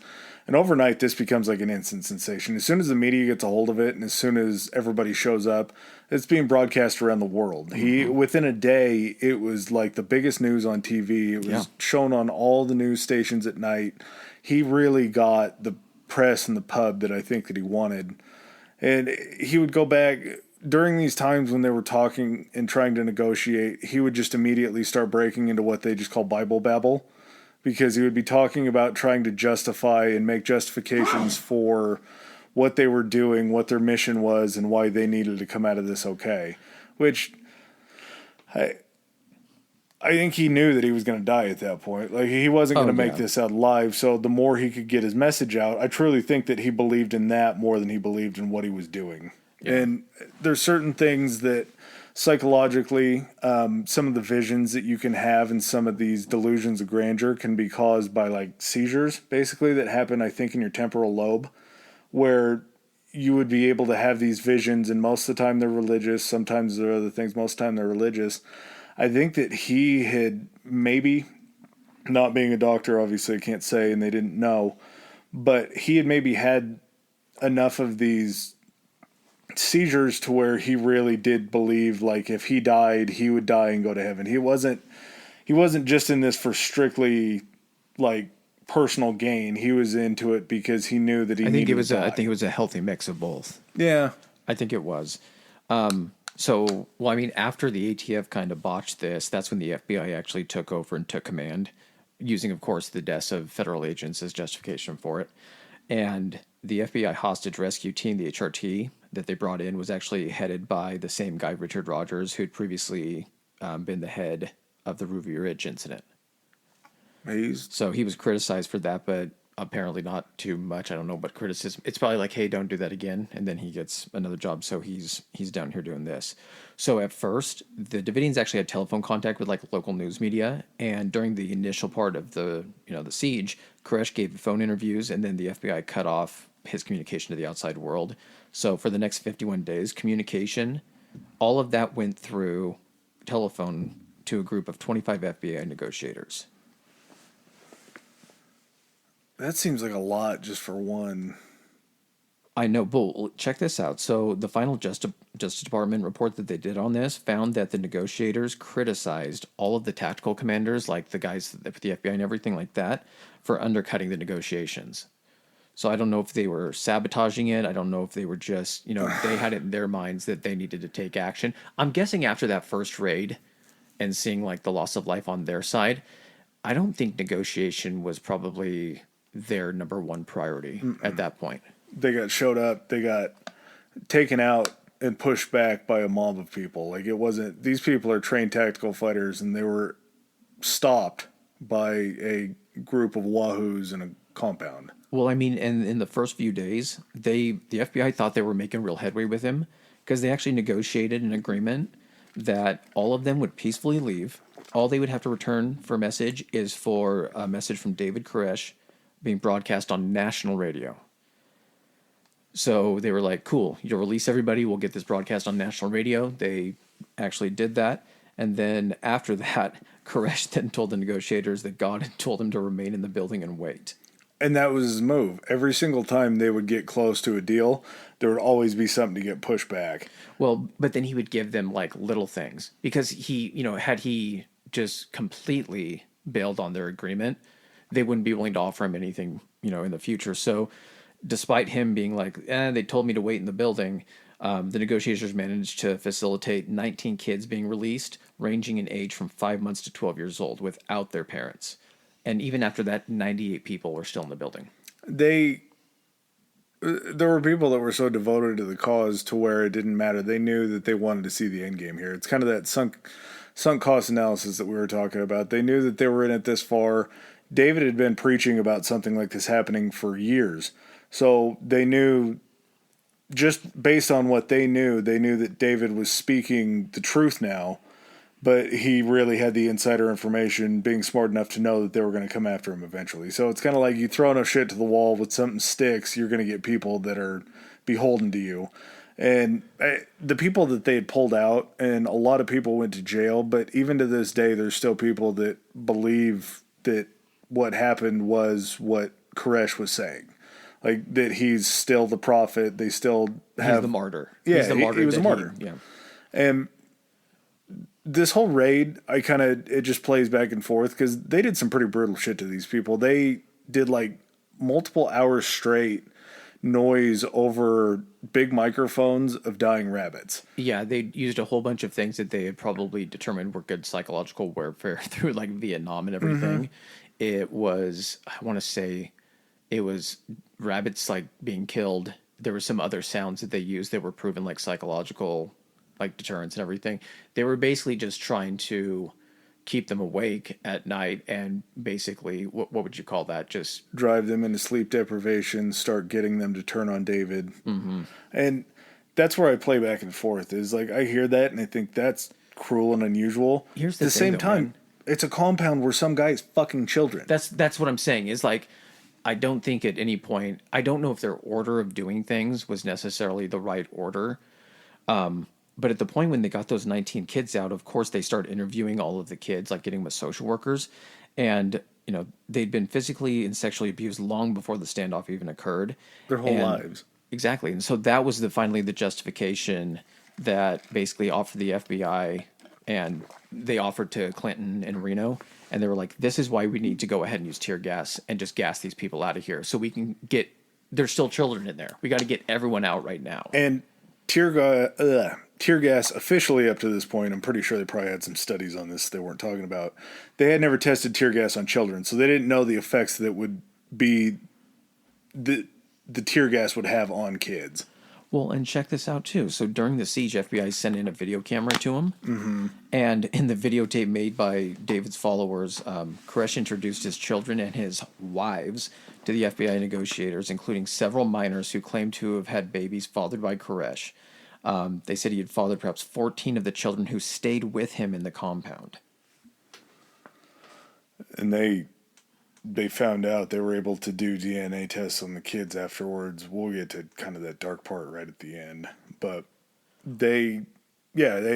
Well, the tape was never even released or anything like that because the negotiators had determined that it would cause or it would create sympathy for Koresh and them. And that's what he was going for, I think, the whole time was the sympathy. Putting out the sermons, different things like that, you're not going to get the masses, obviously, because they probably think that you're a kook. But it does garner sympathy with anybody that's willing to listen to basically a religious prisoner, which he tried to portray himself as. He had I guess Passover is still like a very important holiday to Adventists and to Davidians. So, coming around then, he said that after Passover, he would end up leaving. He would surrender. They would all come out. Passover comes and goes. Passover is not the end point. He still says that Jesus has more time for him, more shit to do. I misread the signs. Yeah. And this was where it goes all the way back to Millerism, like the great disappointment. Like he was trying to choose these dates to tell these people. He's buying time, man. Yeah. And they had enough provisions on site, they said, that the inside of the compound and all the people that were still alive could live up to another year. So this was a waiting game where they had to start figuring out, like, if these people can live here for a year, we obviously can't let this go on any longer. Oh, yeah. Well, and I mean, eventually what they did is they had like 9 of these they call them Bradley fighting vehicles. Basically, they're armored transports, but they have like a gun on top, like a big 50 cal or something like a cannon. And they had 9 of these things out there, and they were basically using them to like run over and clear the area, like mow down any fences, mow down any of the cars that they had out there, and they were just driving them around the complex. Just taking out any obstacles for maybe like the next raid. And these things even had on them, they had like the tear gas launchers. They were called CEVs, combat something vehicles. Yeah, combat engineer vehicles. Yes, and they had the turrets on the front. They had, this was in addition. They had 9 Bradleys and 5 of these CE. They had 14 of these.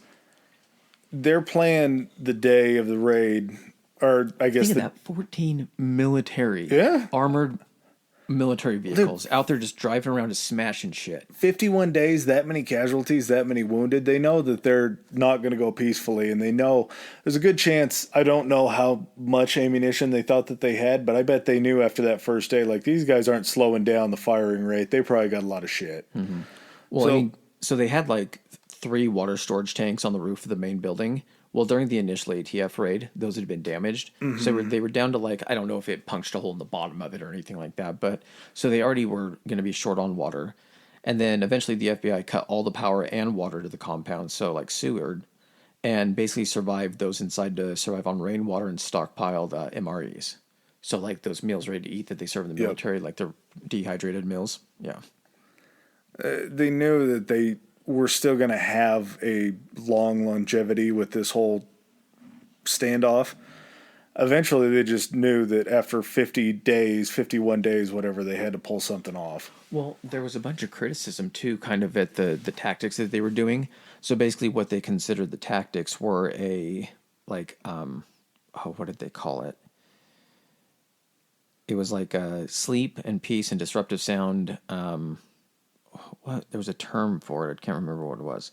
Probably just deprivation. So, yeah, the point is they were trying to have sleep disturbance and drive someone crazy when they already viewed the people that they were going up against to be crazy to begin with. They're like, why would you try to go ahead and take any type of rationalism that these people had and then force them to lose that. Do you think you're going to get the results you want? So Two negatives aren't going to make a positive in this situation. I don't think, at least, because keeping crazy people up at night's just going to drive them crazier. And to know, like, at night they would be shining spotlights in windows to try to keep people up, the noises that they're playing, the disturbances and all that kind of stuff, that's made to try to push you towards insanity, not to bring you back to sanity to want to leave the compound. And all you're doing is seeing it as you're the victim, basically, because the government's picking on you. They're doing all these terrible things to you. All you've done to them is just try to defend your territory.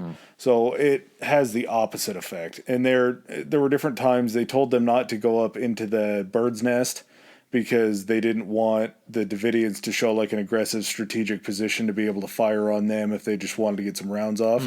They actually took children up there into the bird's nest as they were surveilling them, and they would hold the children up to the windows. To try to show for the cameras that were going to be on it and everything. Because you know that even though there was an area around the complex where, you know, the military was operating and where the government was operating, that the same way that you get footage, any other vantage point probably had national media sitting there with fucking telephoto lenses trying to take photos of anything and everything. Because you can look online and you can see that kind of stuff. Hottest story in the country. So, you know, at this point, it's kind of getting toward the end of, you know, the siege and everything, or what we're going to know is going to be the end of the siege. And they were just basically saying that they had people that were like theological, like study, like professors and stuff like that, who studied like how do you say this? Apocalypticism. And Koresh had basically during this whole thing, during all of his Bible babble, they had people studying all this kind of stuff back at the FBI and everything. And actually speaking to him over the phone. Yeah. And so they had determined, like, listen, this guy is completely committed to this end of times thing. They're not gonna get his followers, his devoted followers, to do anything but follow him. So the likelihood would increase for violence and a deadly outcome. They also noticed that the negotiation, you know, discussions with him were becoming more difficult. He'd proclaimed that he was the second coming of Christ. He'd been commanded by God in heaven to remain at the compound. At one point, they were talking about using snipers just to kill him and other key Branch Davidian leaders. And then they were kind of concerned that if that happened, there would be a mass suicide, even though, you know, because Jim Jones had happened in 1978. And he repeatedly denied any plans for mass suicide when they even confronted him about it or asked him about it. Which, he's lied about everything else. What? Exactly. Like, of course but like, what have you shown up to this point that makes us even believe that that's off the table? Well, not to get into it because it's just a very long, drawn-out talk, but he wanted to change the name to something like the opening of the seventh seal, and basically in Revelation, That's what he called them, like, in private. There's 7 seals that need to be opened for the second coming, and different things happen with these seals, and he was supposed to be the one that was opening these seals in order to bring the rapture. He was telling the government all of this about how they're the ones that are helping him to open these seals. So, like, he wasn't like, just get out of here and leave us alone. He was actively egging these guys on. And after you get lied to so many times, you just finally have to make a move. You have to act. And I think Janet Reno finally got the go-ahead from Clinton on it. Yeah, so she the way she made her case is a little bit questionable. So she made the FBI's case to Clinton, recalling there was an operation in 1985 called the Covenant, the Sword, and the Arm of the Lord. It was like a siege in Arkansas, I guess, which ended without loss of life by a blockade without a deadline. And Clinton was like, why don't we just do that tactic against the Branch Davidians? And Reno basically countered with, listen, the FBI hostage rescue team, they're tired of waiting. Standoff is costing us $1 million per week. And honestly, the Branch Davidians could hold out longer. And that, you know, chances of sexual abuse and mass suicide were imminent. And he basically was like, okay, I mean, do what you feel is best in this scenario.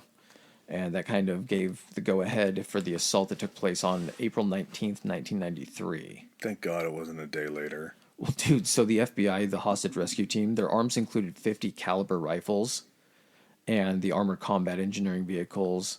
And they were basically, what they were going to do is they weren't going in there. It was an assault, but they weren't going in there to kill. It wasn't like an assault, like you're assaulting the fucking Taliban headquarters or like a raid or anything like that. What they were going to do is they were using these armored vehicles. They were going to punch holes in the walls with these armored vehicles because it was like stucco or stone walls. It wasn't like a wood. I don't think it was a wood structure. Maybe it was. I don't know. It was wood. They were just looking for entry points for the tear gas, but they were also going to break open holes in the wall for escape. So they wanted to flush them out. They had to give them a way out. So I think what they were going to do is the strategy was to punch the holes in the walls to pump the tear gas behind them, and then punch the holes in the walls the direction they wanted them all to fan out, so they could keep an eye on people. They wanted a safe exit point to where they could be taken into custody and they could be taken care of. Unfortunately, in doing so, there were fires that were started around the compound, and I don't know how flammable tear gas is, but I'm assuming that it's decently flammable. Well, it's not that. It's so, sometimes when you see someone throw tear gas in a movie, you see that initial spark. And then all of a sudden you see it like sparks to kind of ignite it, and then the gas starts. So there's a couple different types apparently of tear gas grenade. There's a pyrokinetic or pyrotechnic tear gas grenade, and then there's also ones that just are just the gas. So if there was something flammable, I'm not saying just that spark, but apparently these can create a lot of heat, a little bit of explosion before it creates the gas. If it was to fall into some paper or something flammable, it could potentially start a fire. From everything that I read, which again, we're going off of what the government's saying, and as we've made clear over many episodes, the government doesn't always tell the truth. I have stuff from like other news sources too. Well, from what I heard was the turrets that punched the holes from the CEVs were actually the ones that were funneling the tear gas in. So it wasn't necessarily by like grenade that they're throwing the tear gas in. They're pumping it in through a machine. They fired off a lot of tear gas rounds. They were firing off rounds too. Yes. So that definitely could have started the fire. Oh yeah, what they did is they basically, because it wasn't just they pumped gas in. This was just the initial raid. So what they had done is this didn't all take place the initial assault did. But then what they did is they would pump the tear gas in at low pressure to begin with to see if they could just get a few people out. Because they weren't going to full blast them and just be like, because maybe they couldn't see at that point. If they just hit them with like the full force of it, they might not have been able to find their way out. So part of it is the plan started like an increasing amount of tear gas to be pumped in over 2 days to increase the pressure. 2 days? Yes. Jesus. And so let's see, so I'm just kind of looking at the time frame on it. Yeah, their hostage rescue team delivered 40 millimeter CS grenade fire from grenade launchers. So those have to fire in, and then I don't know if those are. It does say that some of them were the pyrotechnic ones. So there was something to cause sparks. There was something to cause sparks, but here's the thing, though. The stuff we're going to talk about here in a second. Yeah, there were sparks, but there was also. Do you have anything on there about all the spreading of the fuel around the place? I do know that as they were firing in initially, there were like fuel holders. Okay, so when they were delivering, some of the part of the negotiations is they would after they cut off some of their supplies and everything, they had to make sure the children could get supplies. The government's not going to. So they were shipping in milk and all that. They were sending in milk. And what they did is they hid bugs in the milk containers and milk cartons. So they were able to get information from inside here and listen into them during a lot of the conversations. And again, depending on what information you believe, this could have been information fabricated to blame the fires on them and not it being caused by the actual assault. So grain of salt here. But the other side of the story is that it was either caused, like we talked about with the grenades by the assault team, or they said over the course of time, they would hear like talking about like spreading the fuel around or like taking these canisters and containers down. And they said after they did the investigation, they did find a bunch of like accelerant in all these types of places. They were able to pinpoint the 3 points where the fires had started. So based on that and the fact that there's that evidence, and I don't know how trustworthy, of course, that evidence is, it's possible it could have been one or the other. It could have also been that fuel could have been set off by the pyrotechnic grenade rounds. And so... any of the gunfire going on. There's a million different ways that these fires could have started, which I don't know who to blame. I don't know if there really is somebody to blame because this wasn't ever going to end peacefully. But the way that it does end is these areas catch fire. They don't have the fire trucks staged to be able to come in and put out these fires as they're going. So they spread. A couple hours after the fires had started, there was an entire back wall of one of the compound houses that just completely falls apart, just completely disintegrates. And it all, before they can get these fires out, everything just gets engulfed. And if you watch like any of the old videos or any of the documentaries on it, the way that the fire is licking out of all these windows, it's a very hot, raging fire. Like there's no safe way to end this. Well, there's not, but here's the other thing too. So in the basement, they had this reinforced concrete room that was like a bunker down there. And that's where they found like Koresh and like a lot of his children and I guess his wives and everything. I mean, they found people all over, but they were basically in a fucking oven. Yeah. They were being cooked alive. And that sort of lends into the total deaths that they found of the Branch Davidians of 76. And this was post-fire once they got everything out. There were 22 kids, like you say, that were found in the bunker. 14 of them had DNA matches to Koresh. So 14 of his children died in these bunkers. And as they're going through the bodies, they found that there were 20 that had been shot and one that had been stabbed. So basically mercy killings, like you were talking about. I read that about the kid. Like, what the fuck? Yeah, dude, that's... As far as the mercy killings or just how many kids he had? Just all of it, man. Yeah. But that... The mercy killings to me, kind of like you were talking about being in that oven and in that heat, there is something to say like... Yeah, but like, that's okay, but but you're planning it. It's not like you're in a fire or like a forest fire and you get it surrounded and like the fire's coming to get you. You're basically taking all of them in there today. It's not, you're killing them. It's not a mercy kill. You're just killing, you've just set them up to be killed and you're now just killing them in a different way. You set up the situation in which they're perishing in, and you're only taking them out because of that. Well, and here's the other thing too, man, is like the flame spots, like this fire happened so quickly that I do believe, like, to some degree, there was probably a situation in there that it was set up to burn faster. They wouldn't all be down there that during this assault if, you know... You have also this stockpiling of propane that they had and all these other flammables that they are spreading fuel They had explosions around. occur during this. Yeah. I mean, there was an explosion on the left side of the compound, roof collapse. Just the entire compound essentially was leveled. And the only reason that, you know, they were able to actually go in and identify is because, again, they were in this basement after they got all this stuff cleared off that they were able to find these bodies. And when they found Koresh, he had not only the gunshot wounds from the ATF, he had one between the eyes. He died next to his lieutenant, his kind of second in command. Was it Martin you were talking about? So. He also had a gunshot, so they're assuming that this was a murder-suicide in order to not die of either asphyxiation or being burned to death or anything like that. So they took that way out. They didn't just shoot and stab the kids in order to mercy kill them. They did it to themselves too.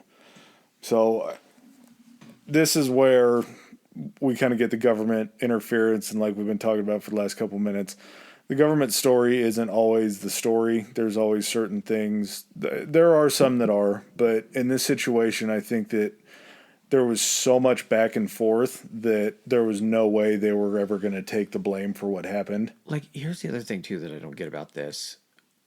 So the job of this during the raid, like, and I understand to a degree they have, I don't know what the communication was like between like Koresh and the negotiators, whether he was like, hey, we're all fortified in this room, all the kids are in this room, and they had an idea to believe that all the kids were safe, or like just the people in there. But you're taking tanks and you're punching holes in walls and knocking down walls just under the assumption that there's no one fucking behind those walls or standing in those rooms. You're not going to smush some kid with a tank? Yeah. Like, I understand that at this point that it's the reasoning for, I don't know, this is one of those things where like there's no good guy in this scenario. you almost have to get down into the mud and be as shitty as there to take care of it. And I'm not always pro-government intervention in these things because I do think that the sanctity of saving a life is very important. I just don't know if it really would have mattered. Like, how long would this have gone on for there to be a peaceful resolution? It just never would have happened. And so, unfortunately, you got to get down into the mud and you got to play that game with him, which ultimately makes him look better because there is this government questioning of their practices and their procedures. I feel like sometimes when you run into a situation like this, you kind of have to get down with them and finish it off. It's not the right outcome. It's not the one that you want, but what's the other choice? What's plan B? I guess this is the thing to take away from this is, if anything, this is a standoff between David Koresh and the government. Because I think, how many of these people do you think were, like, optimistically, I guess, percentage-wise, how many of these people do you think were like, I don't really want to be in here? Do you think there were any? Like, the kids, of course, like, that's, like, okay, then I'm just going to focus on the kids and say, like, that's so, like, for them to involve, like, children, this always hits me more, like, with kids since having a kid. Just, like, the simple fact of, like, how do you choose that life for your kid? If you think that it's the best thing for you, you're going to want the best for your kid. And unfortunately, when you deal with people that fall into these kind of mind-bending scenarios, they're not the victims. Their children are the victims because they were never got to choose. I didn't know this, but apparently Joaquin and River Phoenix were in a sex cult when they were younger. I think I've heard something about that. We'll cover the people that they were a part of eventually in their cult, but you don't realize the damage that you do to children. Obviously, River Phoenix was a very depressed person. He had a lot of shit going on. And Joaquin, I don't know how he's still survived, but even just dipping your toe into something that's going to change your kid's psychological behavior, because all those kids that got released, their parents stayed. So they were orphans as soon as this whole fire happened. Sexually assaulted and abused orphans. Yep. And now they have to figure out their way on the outside without their parents, hopefully their families and shit took them in, but they're going to carry this throughout their life. Yeah. Like, I don't know if it's better to die in the fire than have to live through this and try to deal with that trauma. Well, I'm going to say live through it and try to just, because you're still alive, try to just carry it in the smallest bag you can. Yeah. I know that's asking a lot, and I'm not meaning to gloss over that and everything, but, like, at least give your life has an opportunity. You didn't have the opportunity to choose if you wanted to live that life, you know? Now you have the opportunity to make it better and to make it out and to be the success story. I'm sorry to say, but, like, it can't get worse. And honestly, for those kids that did lose their parents and everything, maybe that was the best thing to happen to them. Is that really a fresh start? Because those parents were never going to take them down a road that was going to be good because they didn't the first time. You know what? I don't care if that sounds. That's going to be my happy note to end the episode. Is that good for those kids that got out? Yeah, they had a new lease on life. They were hopefully taken care of, and I don't know. I mean, what financials could they ever glean from it to try to start a new life? But hopefully the counseling and everything is free and has been continued, because those kids have had a long life already. All right, man. You got anything else? Nope. I think we're covered. All right. Thanks for joining us again, guys. Later. Peace. All right, ladies and gentlemen, thanks for joining us for another episode. If you like what you heard, hit that subscribe and like button. Follow us. If you didn't like what you heard, still hit that anyway, because we'll probably cover something in the future that you do like. Please follow us on our social media. Adam, hit them with it. Well, our Instagram is Historically High Pod, Historically High POD, and we are on Twitter at Historically High. That's Historically HI. All right. And if you guys want to send in any feedback, suggestions, hit us up on those two, or you can even do it on Gmail. It's historicallyhighpodcast@gmail.com. Thanks again. Peace.